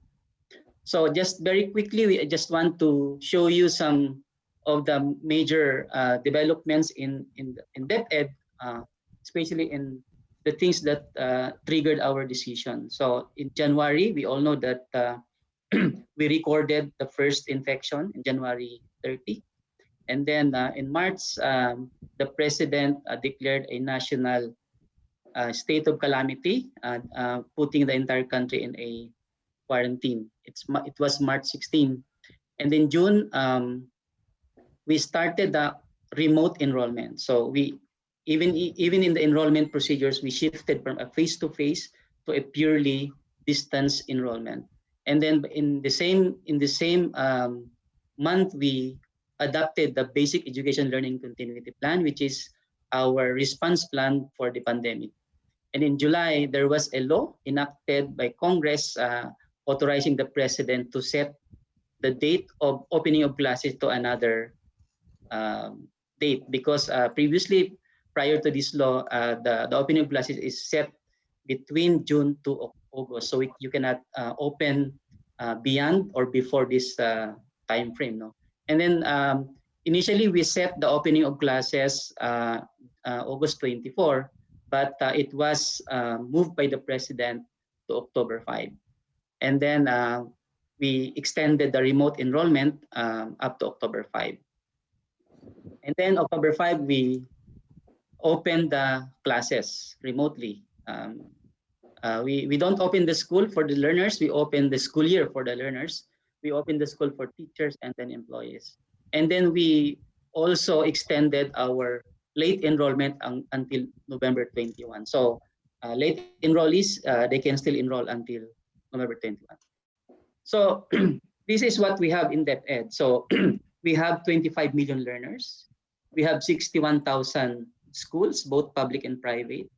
We have this close to 1 million classrooms, and we have close to 1 million employees, and then we have 605 billion budget. All of these things are planned for a face-to-face modality. But because of the pandemic, we shifted to this learning continuity plan, which is a purely distance learning modalities. So we use a modular, a combination of print or digital, the online distance learning. We use internet, educational TV, radio-based instruction, and to some extent, we use in private school homeschooling strategy. So just quick numbers. No? So initially we targeted 80% of enrollment compared to previous year. So we are not expecting that 100% of those enrolled in last year will enroll in this distance education modality.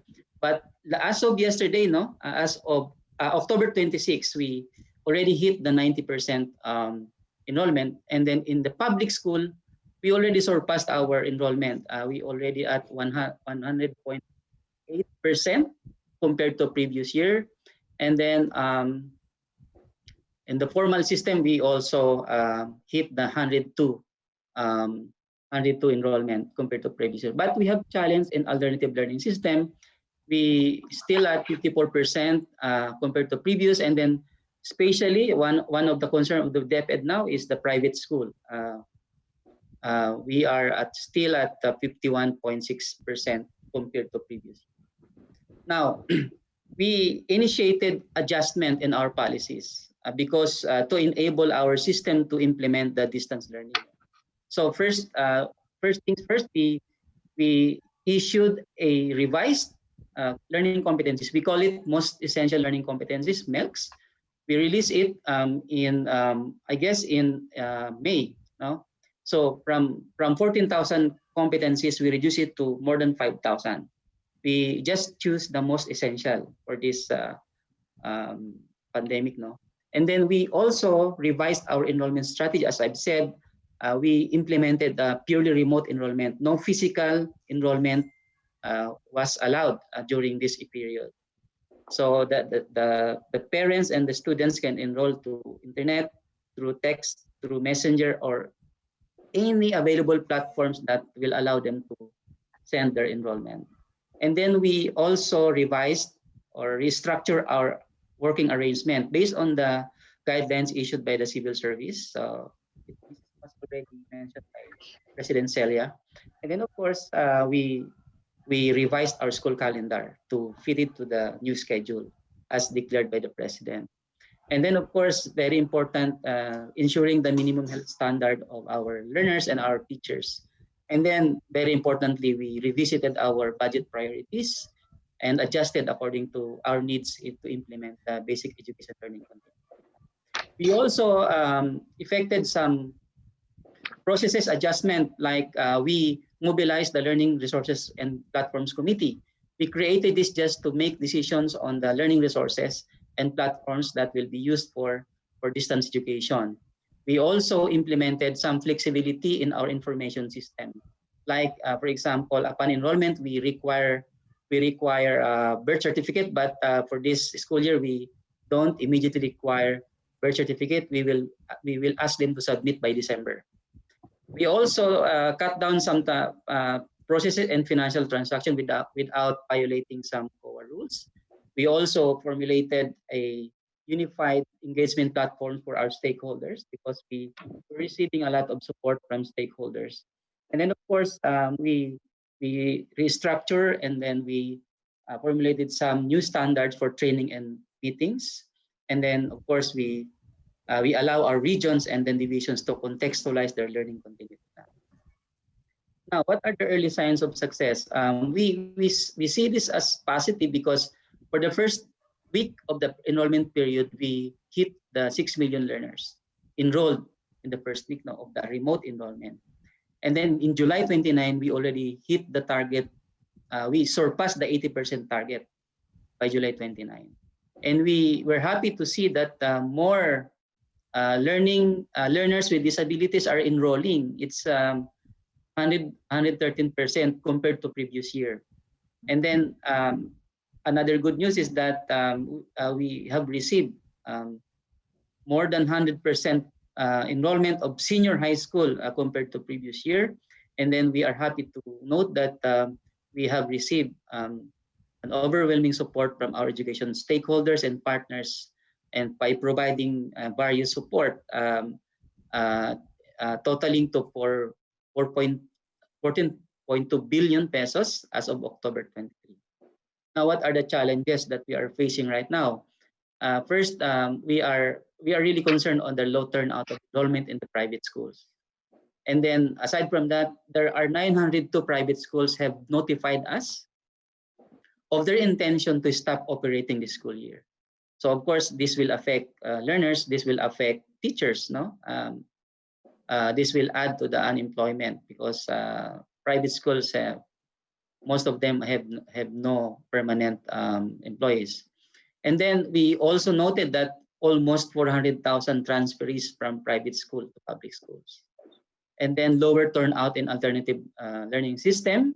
And then we hope until November 21, we hope that these 3 million learners that have not enrolled will still enroll in November 21. And the other is the challenges that we see is the distribution and replenishment of self-learning modules to every household.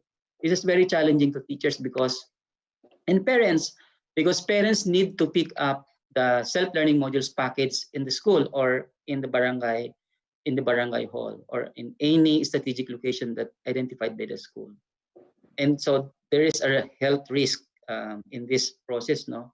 And then of course, we really noted that there is really, as mentioned by President Celia, there is a poor internet connectivity in most of the areas in the country, which resulted to heavy reliance on printed modules. So as of today, we see that more than 80% of learners in the country have resorted to using printed modules. So and even in Metro Manila, we are in that kind of percentage share of printed. So as personally, I expect NCR that they will be more of using the online delivery modality because relatively the NCR has a good connectivity compared to other regions. But it does not happen, no? Availability of gadgets, right now we only have 1 million gadgets in the country. That includes computers, laptops, and tablets that are available for learners. And of course, not all teachers have their own gadgets. And this one is the emerging concern, parents' readiness to assist learning. Because of this distance learning, parents has become teachers in their houses, no? So many of them are having difficulties in, assisting their children, especially the kinder to 3 learners where these kids needs assistance from a teacher or a parent. So with this distance learning, they are forced to play as a teacher or assistant while their kids are learning and working on their modules or digital materials. And then we also see the rise of data breach and then cyberbullying. And then, of course, I guess this is an important also in the social media. There are many fake news that are spreading in the social media, linking the modular into several, not so good information for the Department of Education. So Hi, our Director. Yes. Can I remind you about the time? Would you be able to recap your? This is the last slide, ma'am. This is the last slide. So according to our secretary, truly no amount of challenge can cripple the strong institution if minds and spirit of its people becomes bigger than any challenge, even this dreadful pandemic. So with that, thank you very much for listening. Thank you. Can we now call on the second presenter, Dr. Petarawan Prasampani, please? Okay. Yes. สวัสดีค่ะ Good morning, everyone.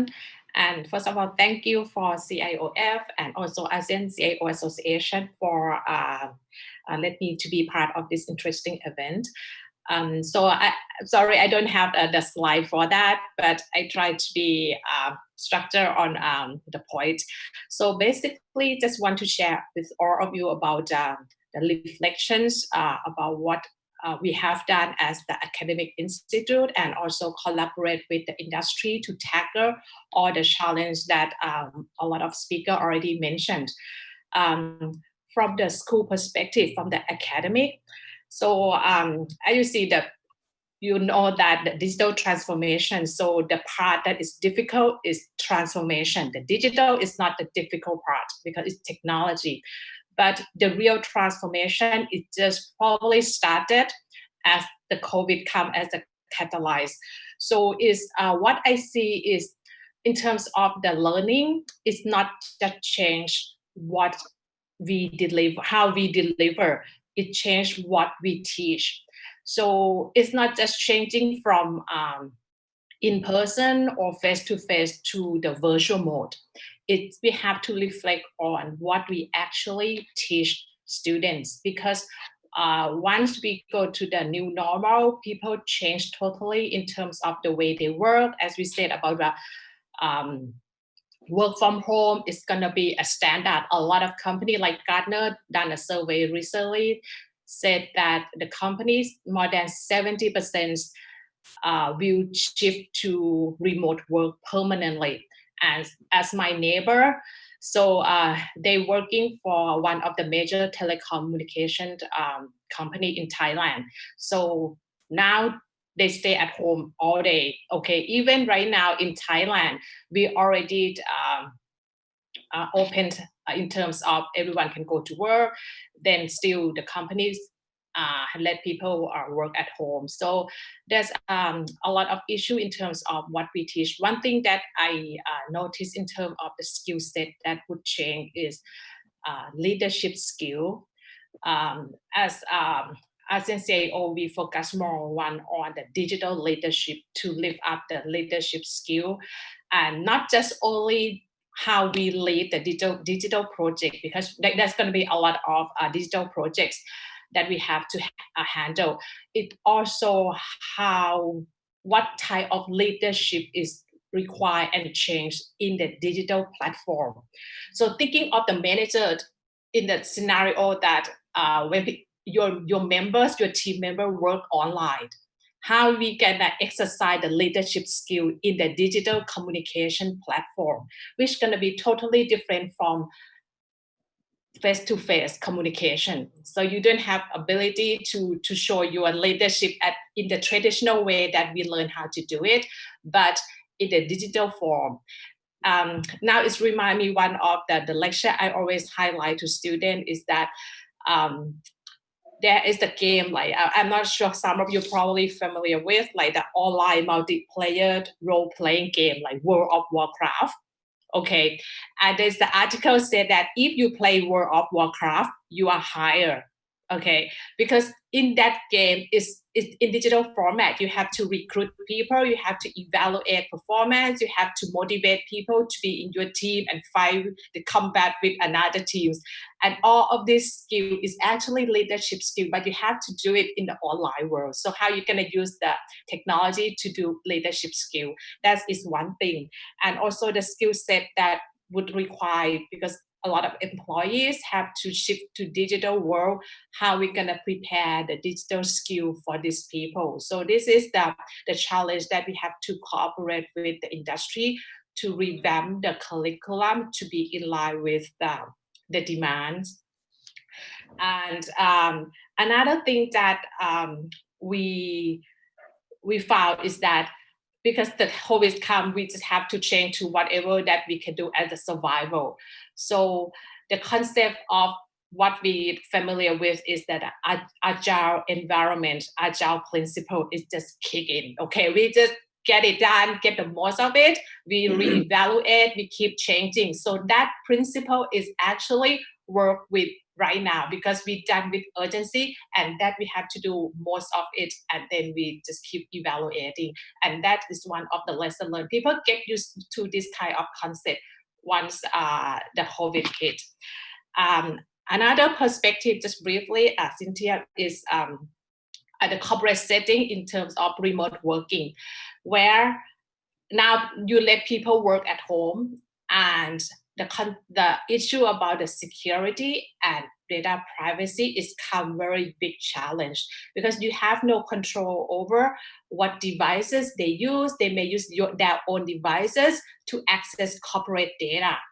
And a lot of companies during the COVID did not prepare for that. They just, okay, you use your home computer, and now every time we change the way we access data and use data and the channel, the security, the risk, the new risk is come.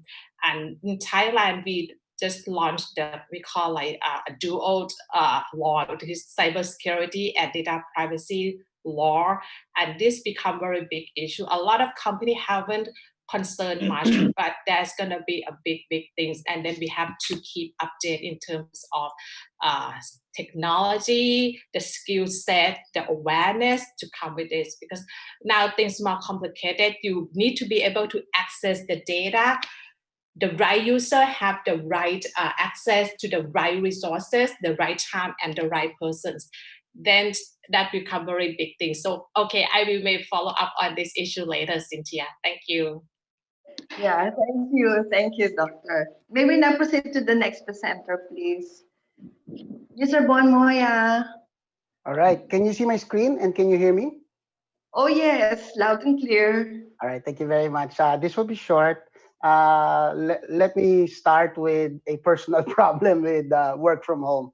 So when you look every morning and you just come out of the bed and you walk several steps and you start your day, oftentimes this is how we look like in the video conference. Before we discussed, and I think our panelists have discussed very extensively how things are changing, and we're discussing remote work and remote learning. But the truth is, it's not just remote work and remote learning, it's remote everything. Remote grocery, remote food ordering, remote approval of leaves, remote payments. So we have actually entered that stage, and more it's becoming clear and imperative that we need to start designing our systems to facilitate remote everything. And this has been brought about clearly because for some time, not just in 2020, but for some time there has been some digital transformation happening. In fact, it has happened in probably the last decade, allowing some of us to be able to be a little bit more nimble in adapting to the unexpected situation, but some have not taken the digital transformation more aggressively or more seriously, and now are trying to come back. However, while it did not start this year, we really saw massive changes. In fact, in the first 2 months in March and April, we saw 2 years worth of digital transformation in just 2 months, which is rather funny because even before, long before COVID, there are already many imperatives why we should actually start. And the funny thing is, many of those we say it cannot be done because systems are on-prem, our employees are not equipped, internet connectivity is low. But before that, we actually had already enough imperatives to start switching to a remote everything environment, because before we had massive traffic and many of us would spend an hour going back if you're lucky, 2 hours every day, 10 hours every week, 520 hours every year. That's roughly 2.5 to 3 Mondays and about a month, close to 2 months of human life just on traffic. That would have been sufficient because we're wasting our life in traffic, but now it took really something a little bit more lethal to spur us. So now that we have changed, before in the old paradigm, we to make business, to run business, to operate government, we tend to control everything. Everyone needs to come in, time out. We control their overtime, we control their night differential, we control the quality of their output by aggregating them in one central. But clearly that's not happening now. And the paradigm needs to also shift from control to empowerment. Why is that? Because we now need to learn to give tools to the employees to make them do the right things rather than to force them to do the right things because of certain constrictions. We actually need to start empowering them by enabling them with proper skills, by enabling them with the proper values, by making sure that the way the business does things are known to them, and that they are empowered to do the right things rather than people watching whether they will do something bad or not. And in this new environment, trust is really important. In fact, our CEO says it's the new currency. And therefore, when trust is essential in making remote learning, remote work, remote governance work, the digital transformation investment should not be viewed just as an operational expense, but rather it should be viewed as an asset that generates the trust currency. And there are 4 ways to build that: security, privacy and control, compliance, and transparency. Just to round it up, because it's really a short time, it's really important when we do our business prior to all of this, we know who we're dealing with because we do face-to-face. So when I say I am your customer and this is my name, I can confirm that you are. Or I am an employee, I can confirm. In a virtual world, it's really imperative that, as mentioned before, security, and core to that security is just making sure that digitally, the people we are dealing with are the person they're representing themselves to be. So I think just to highlight that, a core function now moving forward, because now it's COVID, then maybe it's SARS, knock on wood, or maybe it's disruption due to perpetual rain, or, it seems like very likely moving forward, there will be one or another thing that will disrupt normal operation, and therefore a semblance of flexibility needs to happen. I will be more than willing to take on some of the questions later and perhaps get a better discussion for that. With that, thank you very much. Thank you very much, Mr. Bonmoya. Can we now have the last presenter, please, Mr. Nagit? Yuli, please. Hello. Hello. Yes, we can hear you. Okay. Thank you very much, Cynthia. I'm setting now my screen. Can you confirm if you can see it now? Yes. Yes. All right. So, good morning, everyone. Hello to our also to fellow resource speakers and to all virtual attendees. We would like to thank also the ACIO and the CIOFF for inviting Converse ICT Solutions for today's conversation. I would like to start in this slide saying that a place had its own purpose.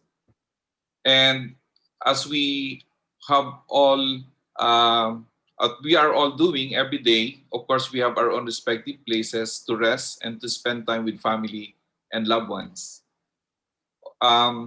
This is a cool workplace wherein I can imagine myself sitting in one corner, listening with music and wearing my hoodie and focus on doing my thing. So this is a place to work. And of course, our young siblings or our children definitely are missing their place to learn.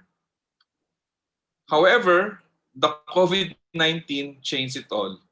And the pandemic is blurring the lines separating the purpose of each place that we are going to or accustomed to. So just like most of us, I am now inside my bedroom, and this bedroom is now being used as my home office. And I'm sure, just like some of you, the other room inside your place is now being called a home classroom. And of course, another spot in your house, maybe some people or household member are doing some retail online selling, and others are doing their work like banking. So the home is now becoming an omni-channel.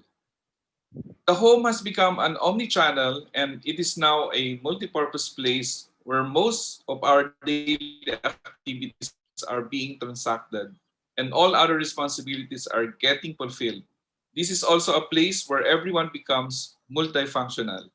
In this setting, every household member requires data connectivity to enable them to work, to learn, to play, and even to entertain themselves and to fulfill other things that they need to do.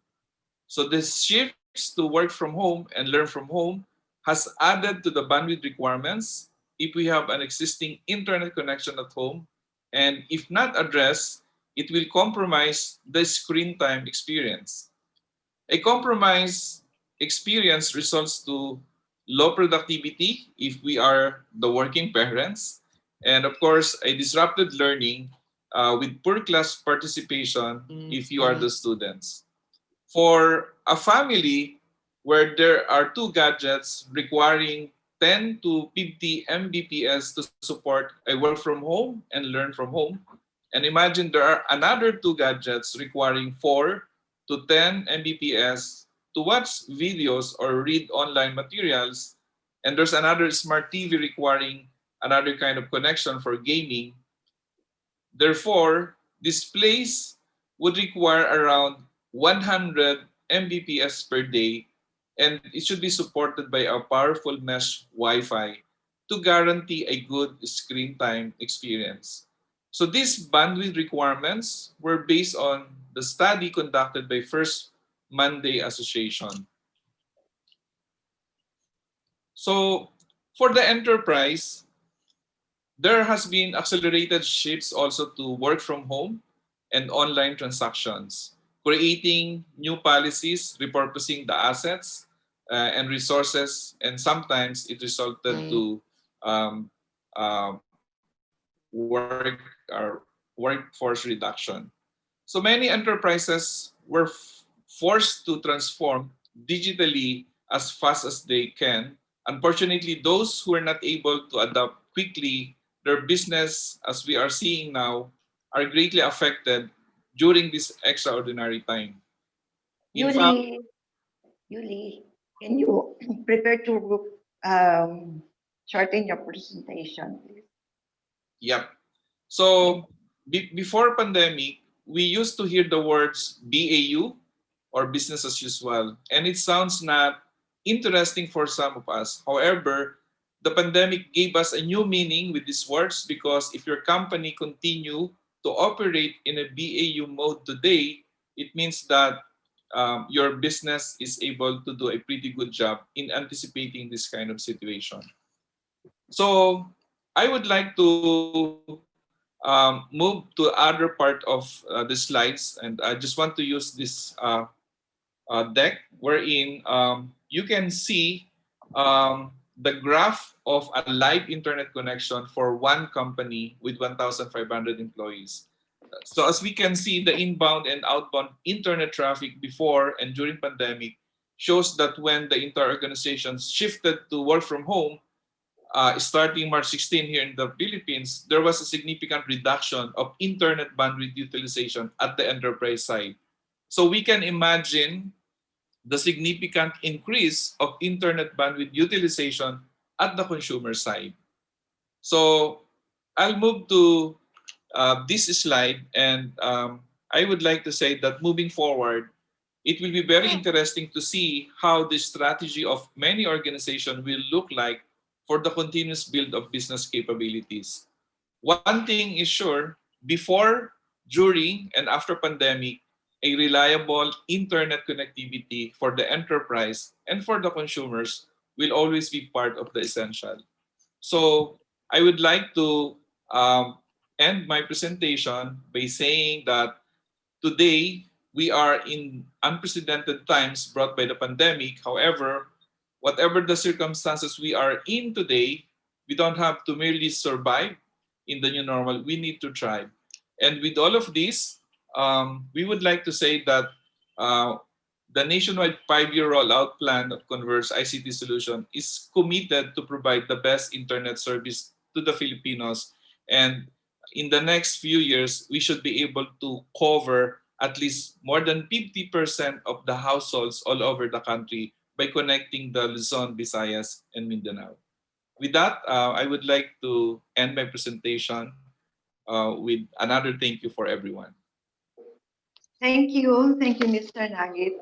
We now open the floor among the panelists for you to react to the earlier presentations. So, as for the presentation of Dr. Petarawan, she already took up the question on the general impact and challenges of the new normal. Any one of you can please react to the presentation,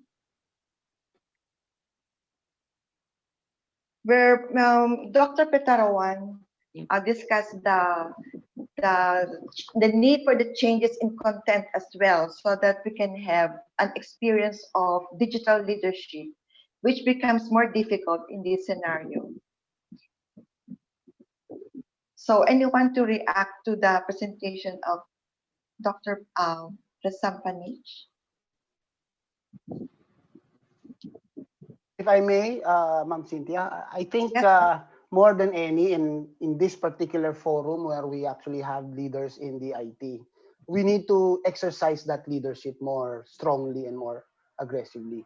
Because I remember a story mentioned to me when penicillin before World War II was taking decades and decades to develop. And then World War II broke. And then they are forced to deal with the infections. And they were forced to accelerate that penicillin quickly to be able to support their troops in front. And that has allowed us to do penicillin, eventually leading to antibiotic. We're in that stage now. We need to compress our normal way of doing things, exercise leadership, so that we can now quickly address the problems and come to an outcome based on our leadership that will, at least at the very minimum, stabilize us and continue us in a productive trajectory. Thank you. Thank you. Any other reaction? So if none, then we proceed to the next question on technical solutions. In this case, we ask Mr. Nagy to please enlighten us on the potential technical solutions as asked for in the following questions. Like what innovative solutions you can see for virtual learning and work from home arrangements, positive contributors and major obstacles as well to an effective, more delightful e-learning experience. And in work environment, what technology could be adequately provided? So Mr. Nakit, please. Thank you, Cynthia. So what we would like to mention, the technology is actually there. So I think what is always important is we should ask our questions. What are the capabilities we are bringing into the business, or what problems we are trying to solve? So as I mentioned, the technology is always there. There is a huge marketplace for numerous solutions for mobility. Example of that are the likes of Google Suite and Office 365. And usually that kind of platform combines workplace applications and collaboration tools. And there are also some challenges on the desktop because you cannot just buy a desktop without standardization. In the setup today, creating more complexities will give you bigger problem. And if there is no strategy that you're trying to follow, you will end up having a very hard time in coming up with connected employees. So if I'm going to put some highlights on that, getting the right technology in place that suits your business is very important, yes. But we should find a collaboration platform that is simple enough that will support the work without border across any device. The tendency of others are getting one solution and then partner it with another solution and another solution, and at the end, it's kind of hard to integrate. So, of course, when we talk about our academe, the learning management platform is very important today. So it should be integrated also to the platform that we are trying to offer to the students. And as mentioned also earlier, please do not forget that the work from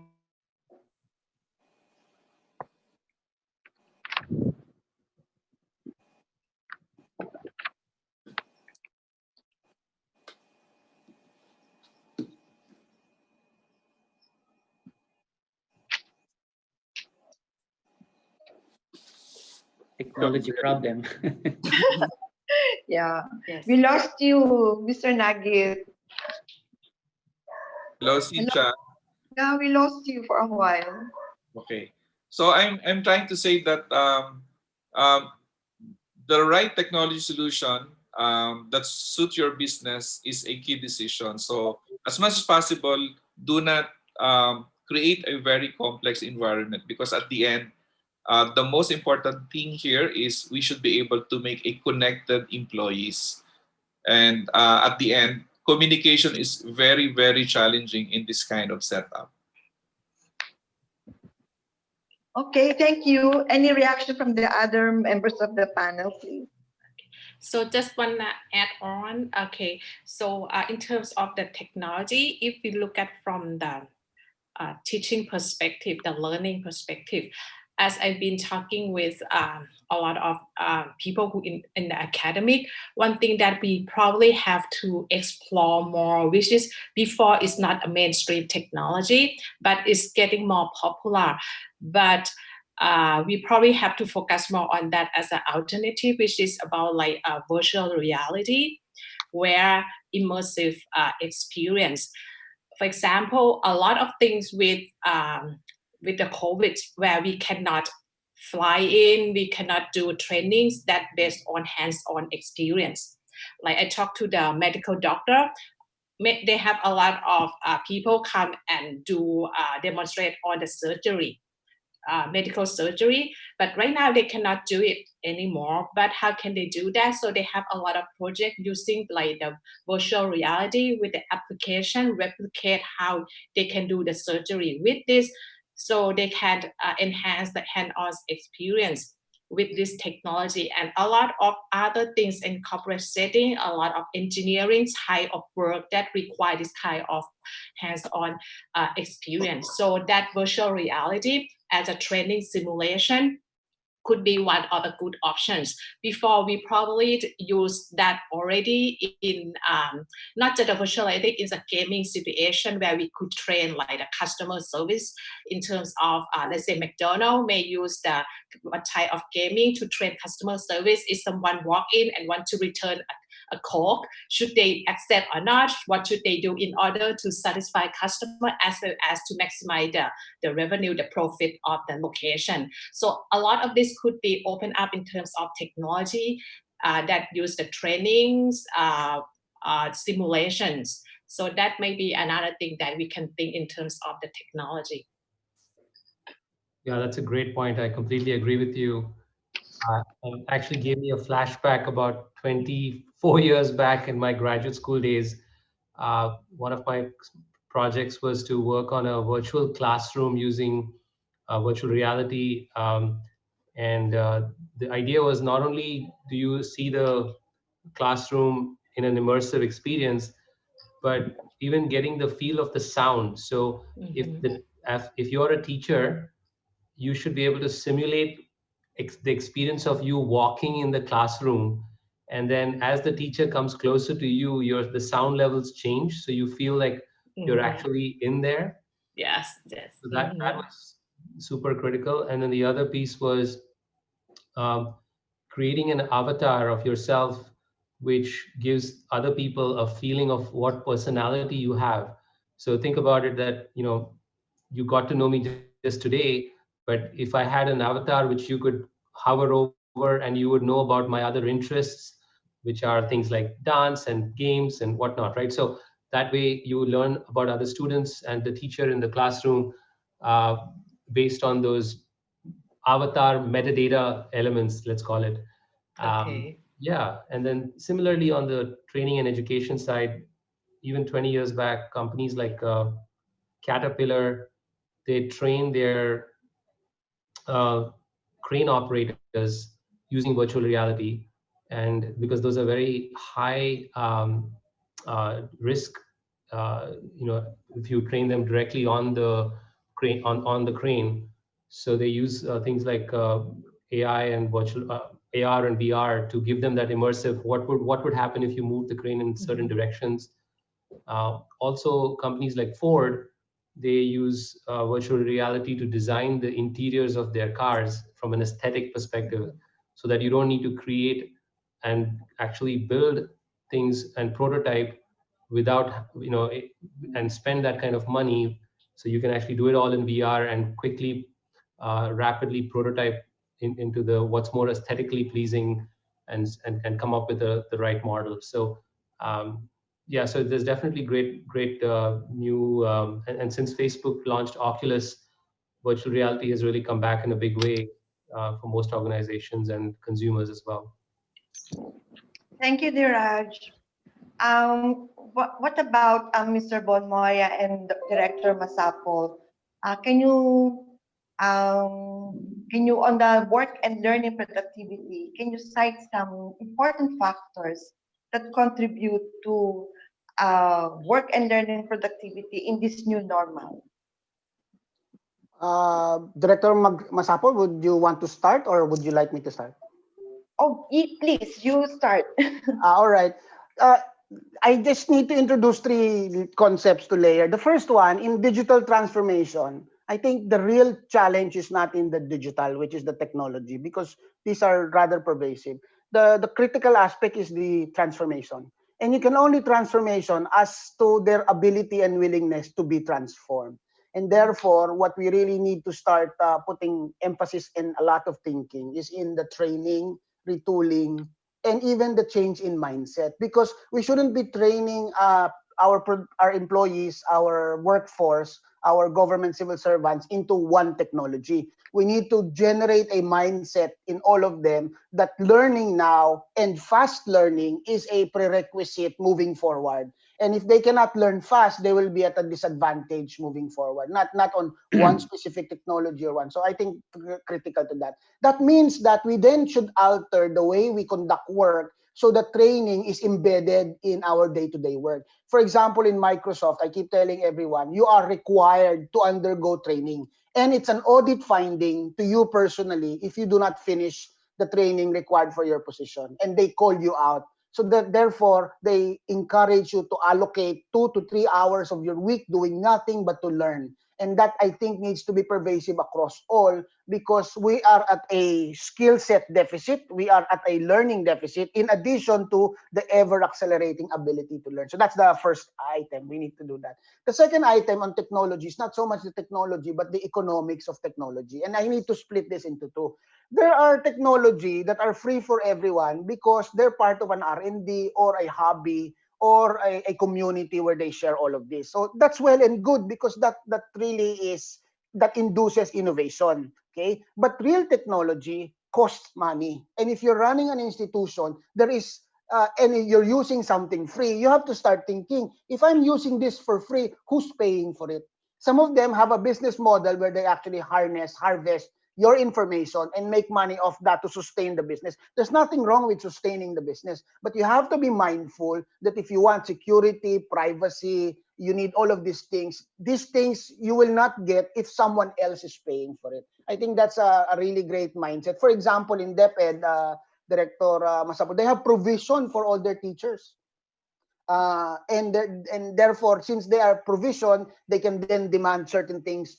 They can demand security, privacy, and all of stuff. Something that we need to be mindful. Just because it's available doesn't mean it's suitable for your enterprise needs. Those are the two items. Director? Yeah, thank you for that, Yusek. Yes, I agree that social preparation and then personal preparation in embracing technology is really important. No? So we need to invest on training, preparing.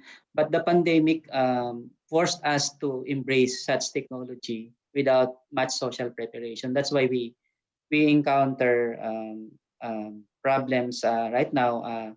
When we started in August 24, we thought that online learning will be more manageable than other, but we observed that even teachers in a meeting and even employees in a meeting, before, when we are late in the meeting, we say that it's traffic, in EDSA. But now, if you are not in the meeting, they will say that I lost my connectivity. So there is a convenient excuse. But yes, on the technology side, I guess we need the industry should offer various options, no? Because people, children, especially the new generation, embrace the top of the line technology already. So, but I guess there's a need to provide options between the top of the line and the low technology that can be adapted based on the economic status of certain areas. So that's why we are having difficulties right now, because we embrace technology as there's no so much options in the market right now. Thank you, Director Masapol. By the way, to our dear participants, please prepare your questions. You can type in the chat box your questions so that we can address these to our panel. Meantime, while you are not yet writing your questions in the chat box, we will continue with our questions to our panelists. Okay, so Anyone from the panel could please answer to these questions. Could you identify sample labor laws that need to be revisited to align to new work realities? Anyone, please?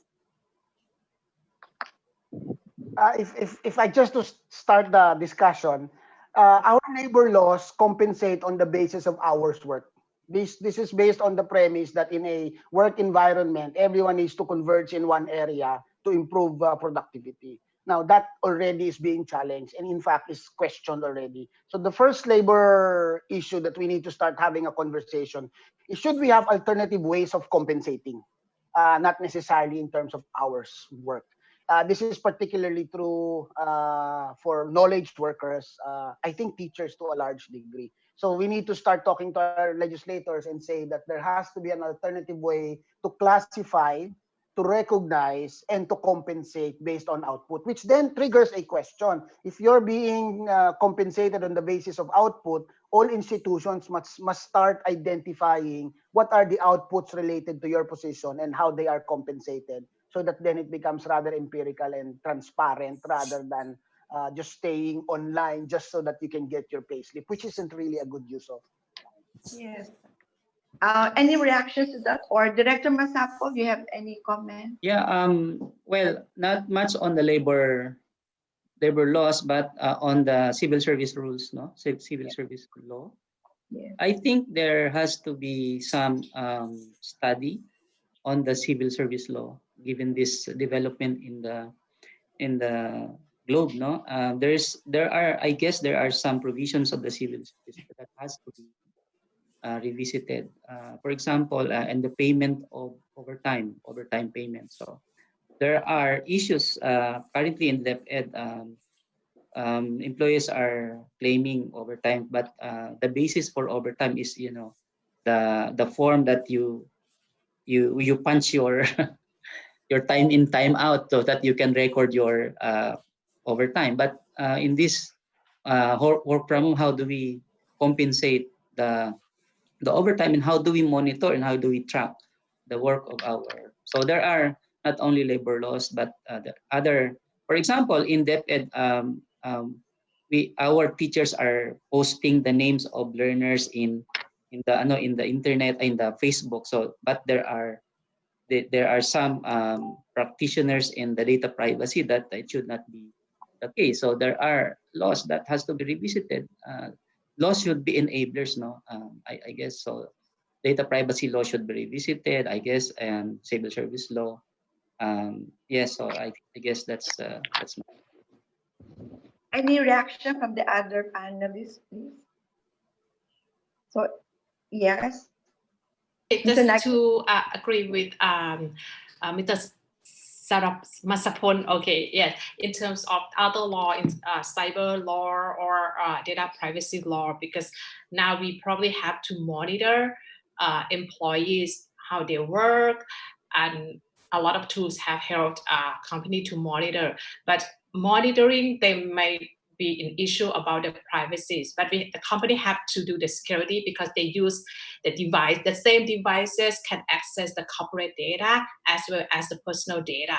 Now it's become blur how we're gonna define the issue of this ownerships and still protect the corporate data, corporate property, as well as the privacy of the employees. So this one has to be the issue that cover, and that would be more of this kind of transactions in the future as we move on the remote work.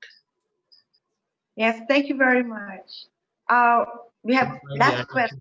Yes, please. Mind me adding, just, we are taking a lot of emphasis at Splunk to also ensure the mental and physical health of the remote workers. Most of us are suffering from, Zoom fatigue.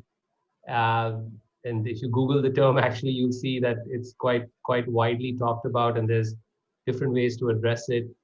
But even things like, having a helpline, if you need to have a conversation about, mental health, which we all know it's not talked about. It's considered, a little bit of a sensitive topic in many countries. So if that's widely available, as well as we instituted the concept of pandemic leave, as in if you have situations where because of elderly people at home or children, you need to be more flexible, you can take additional time off.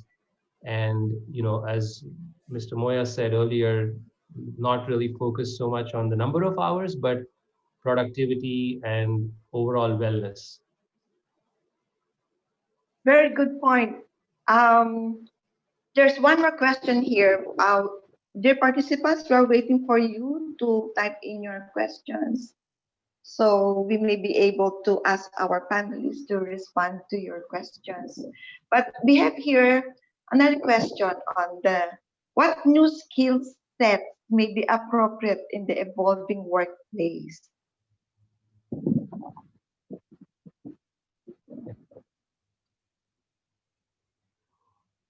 Anyone? If you don't mind me adding, firstly, it's become even more critical to be more clear, concise, and succinct in your conversations and ability to listen. It's the listening skills are I'm finding much more important with my team, because as leaders, are when you're in a room with people, you can understand body language and the things which are not said and get a feel for their temperature of and motivation. But it's harder to do that over Zoom. So how do you listen? And one of my team members in Japan said it best: you can capture information, but you can't capture intelligence over Zoom. And so I think those elements are more heightened as to how we can those sensitivities need to be more built out. Let me just build on that, on what Yes. Diak just said. Very nice. I think there are two. I think the first one, and it's soft, the soft side, not the technical side. Your diversity and inclusion skills need to go up. Because when we're in an office, there's a communal pressure to make you behave, and therefore your biases, either in terms of work perception, is somewhat tempered in a work environment. If you're working from home, in a environment that you totally control, those biases are heightened. And therefore, we must be trained to be sensitive to biases that we have. And we need to learn to be more both inclusive and diverse in the way we conduct business, even especially virtually. The second skill set, I think, that is important, especially for us young people, is that we need to learn faster. I think that now more than any other time, the skill to always be comfortable in learning new things is essential, not just in 2020, but I think as it accelerates, the requirement to learn things faster and to learn broader and deeper will have probably be heightened. So if you're the type who thought that you'd stop learning after college, you're in trouble, because that's not what the new environment is requiring. Yes, thank you very much. Yes, so to add on a little bit, as both of you said, Jaraj and Bon, that social cues is very important before the in-person face-to-face. That social cues like body language, eye contact, a lot of things that is key in communicating. It's basically, it's not what you say, it's how you say it. So now when we move into digital mode, how can we still deliver this kind of social cue in the digital format? That might kick in terms of what technology, how we can structure to be able to compensate that and still have the level of social cues. And that, I think, is the key skill that we have to move into the new way of doing that. And I just want to add a little on what was said as well uh, on the tech side of things. Maybe I should say that um, one of the things that are automated today are the onboarding. So when we say onboarding, you can think in the corporate or enterprise that there are consumers and there are corporations. So I think the onboarding of consumers are already happening, but onboarding of the enterprise is still not there yet for different kind of industries. So on the technical skill sets, we would like to suggest for other technology people to invest time to prepare their business, their organizations on digital digitizing the onboarding process. So when you talk about touch points, once you automated already that the onboarding process or after sales process, um, you will also sooner or later see the benefit of having a conversational AI. So imagine that using natural language, a customer called the hotline, and if that is based from natural language, it's the virtual agent who is talking to you.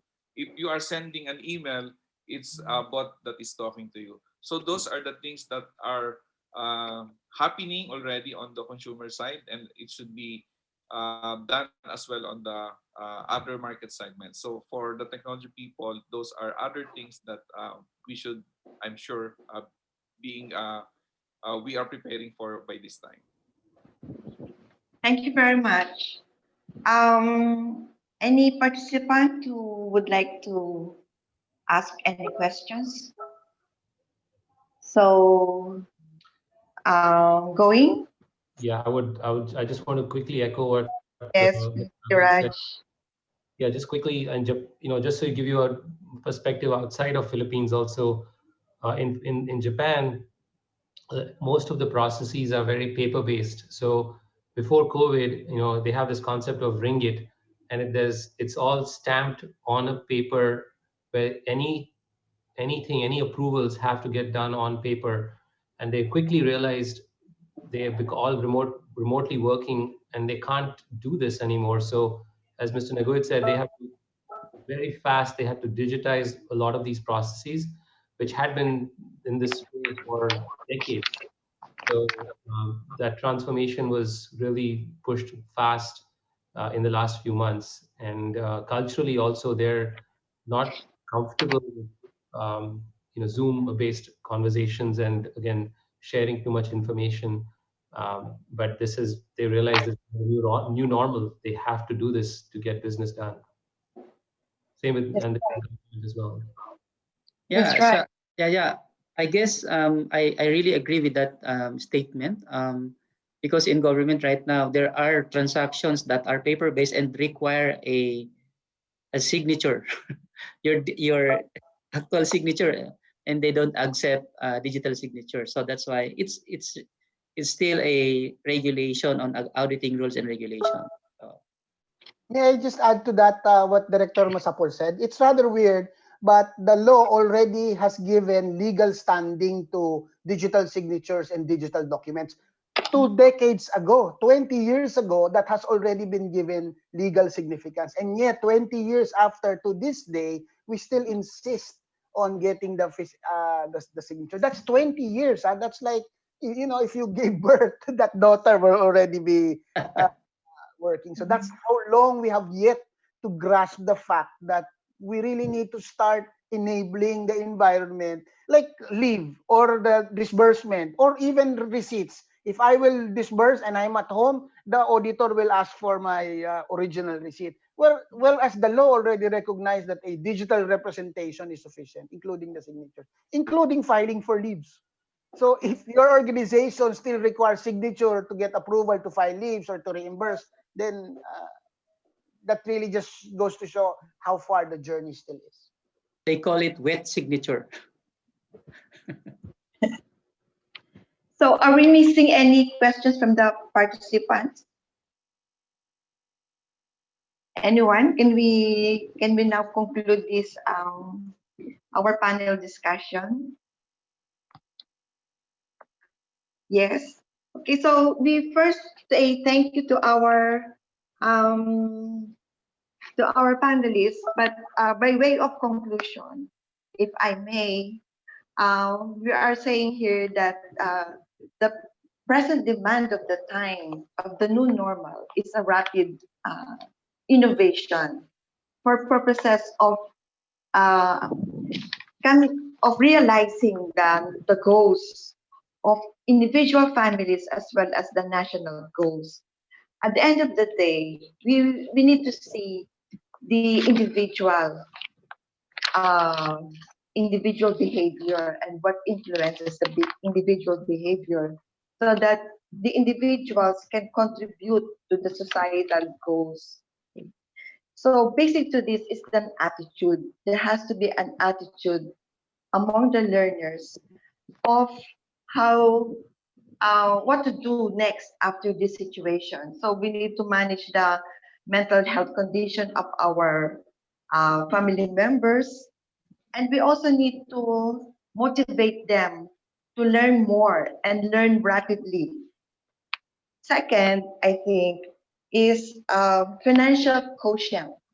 Many of us are not really conscious about funds and the significance of funds in realizing the goals. So even at a young age, as they reach the elementary, even preschool, families need to teach the students about their children about the value of funds, of money, and how to grow the money to make the family strong and the nation strong. And then social cues.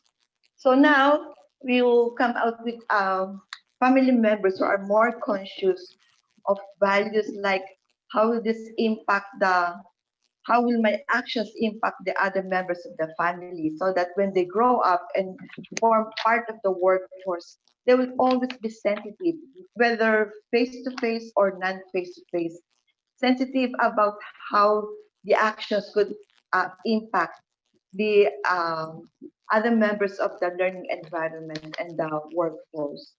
And so if these tools, basic tools, are there present in the family, there could not be much difficulty in managing the workers in the work environment, as well as the students, because the students will be driven to learn more and learn more rapidly. And then the workforce would be more conscious about contributing to the attainment of the goals of the corporation. So it's combination of the individual growth as a person, and as well as the growth of the sales force, whether or not they are confronting the non-face-to-face communications or the face-to-face interaction. So as a member of the CIO organization, whether ASEAN and Philippines, these things need to be synthesized so that this can be packaged and disseminated and widely adopted, not only in terms of technology, but also in ensuring that we come up with the quality digital leadership and the digital transformation that we are looking for. And that ends our panel discussion. Thank you very much for your participation. Thank you very much for the experts, our panel discussants. Thank you and have a good day. Cynthia, thank you very much. And plenary speaker, thank you very much. One of the things that you can learn, if you want to clap hands in a Zoom session, do this. Yeah. Clapping hands. All right. Yes. And I like to, I think Cynthia did an excellent work in terms of the whole entire summary, and also the plenary speakers jumping in to share their perspective is very spectacular. And moving forward, in fact, George will be the final person to address this whole entire live chat. And George, who is the chairman of CIOFF, and I'll leave him to close to offer the closing remarks. George, over to you. Thank you very much, Hansine. Oh, wow. What did we experience and listen today? Wasn't it an overwhelming information we all heard? What I'd like to do is, as we reach the end of our live chat, we're really very pleased to hear the informative messages coming from our keynote speakers, as well as the lively interaction from our panel speakers, expressing their views and expert opinions on managing the effects of the global pandemic from the educational, governance, and economic perspective. What did we all experience today? You might want to ask that question. Paradigm shift. The home, which used to be a place to just relax, have leisure, has transformed today to a place where you now have to work, work from home, and a place to also learn through e-learning for our students in the new normal. So the work from home, the e-learning from home technology solutions are cropping up. Protocols being set up, views and opinions expressed by our speakers and panelists were very enlightening. Insights not only from our own country perspective, but with the participation of our friends and distinguished speakers, panelists from ASEAN. It was truly a very educational live chat that allowed us to gain knowledge and hear firsthand experiences of work from home and e-learning from home challenges and solutions. Finally, on behalf of the Chief Information Officers Forum Foundation, I would like to express my sincerest gratitude and appreciation to all the participants for taking time out of their busy online schedule to attend our webinar. Gratitude to the ASEAN Chief Information Officers Association, to its president, Mr. Chai from Thailand. We hope to have a big event next year with you, the association, all right? And also I'd like to acknowledge the Vice President of ACIOA for that very good speech, Vice President Dr. Kumpul Sontanarat, who talked on the digital divide, digital learning landscape, and workforce etiquette through different digital channels. Our friend, Nick Ojeda, it was you who triggered this to make this happen. Gracias to you. Being a counselor of ACIOA and a member of the CIOF Foundation. President Dr. Celia Reyes of the Philippine Institute of Development Studies. Excellent speech who discussed mobility changes during the pandemic through work and school closures. She touched also on connectivity challenges and lack of tools and devices. She's challenging the CIOs to help address all the digital divide that we're now experiencing. To our plenary presenters from industry, Diraj Goglani from Splunk, rocking the data age, empowering everyone on data. I like what you said. Yep, we're all having Zoom fatigue or video conferencing fatigue. You're right, it's happening right now. All right, our panelists, DepEd Department of Education, represented by Director Roger Masapol of the Planning Service, who talked about a beautiful topic on learning continuity is investing in the future. The last one I heard, Director, is yung revisiting the civil service law. Yep, is needed now with the new normal. Dr. Patarawan from Thailand, reflections what the academic institutions has done during this pandemic, having digital projects, what type of digital shift skills in the digital communications platform. Former USEC of DBM and now CTO of Microsoft, our good friend Bon Moya. I see your point. Not only remote working and learning, remote everything. I'm surprised.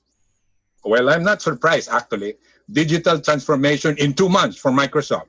You're a technology company. So that should be a sure thing. Through empowerment. Learn faster in this new normal, as she said. And Mr. Yuli Nugget, our co-CIO from the industry, Converge ICT. Yuli, the home becoming an omni-channel. Wow. A multi-purpose place, a multi-function, home office, home classroom, which meant the requirement for more internet bandwidth utilization. You're now getting very world-class responses from our people here because you're laying fiber for the whole country. Our full of life facilitator, Ms. Hong Sin, thank you so much. And our articulate panelist and moderator, Ms. Cynthia Corvite from the CIOF Foundation. Our special thanks also to our distinguished sponsors from Napoleon and its partner companies Planck, Converge ICT, Information Technology Association of the Philippines, represented by President Carlo Subido. Carlo, hi there. And then Trend Micro, SMSGT, Microsoft, and Expert Academy.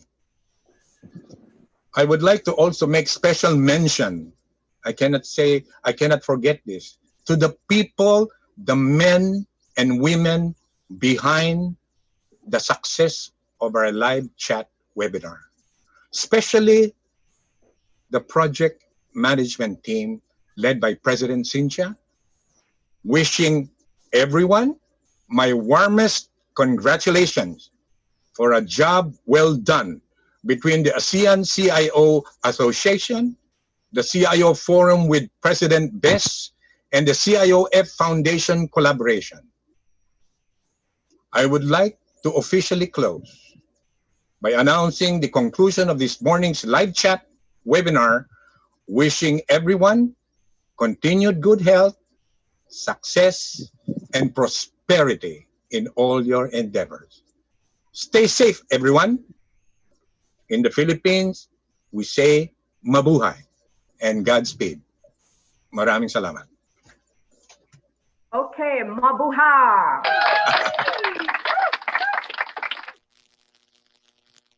Okay, so I think, George, you've done a good closing. I got nothing much to say other than reminding everybody that when we all have the intention, anything is possible.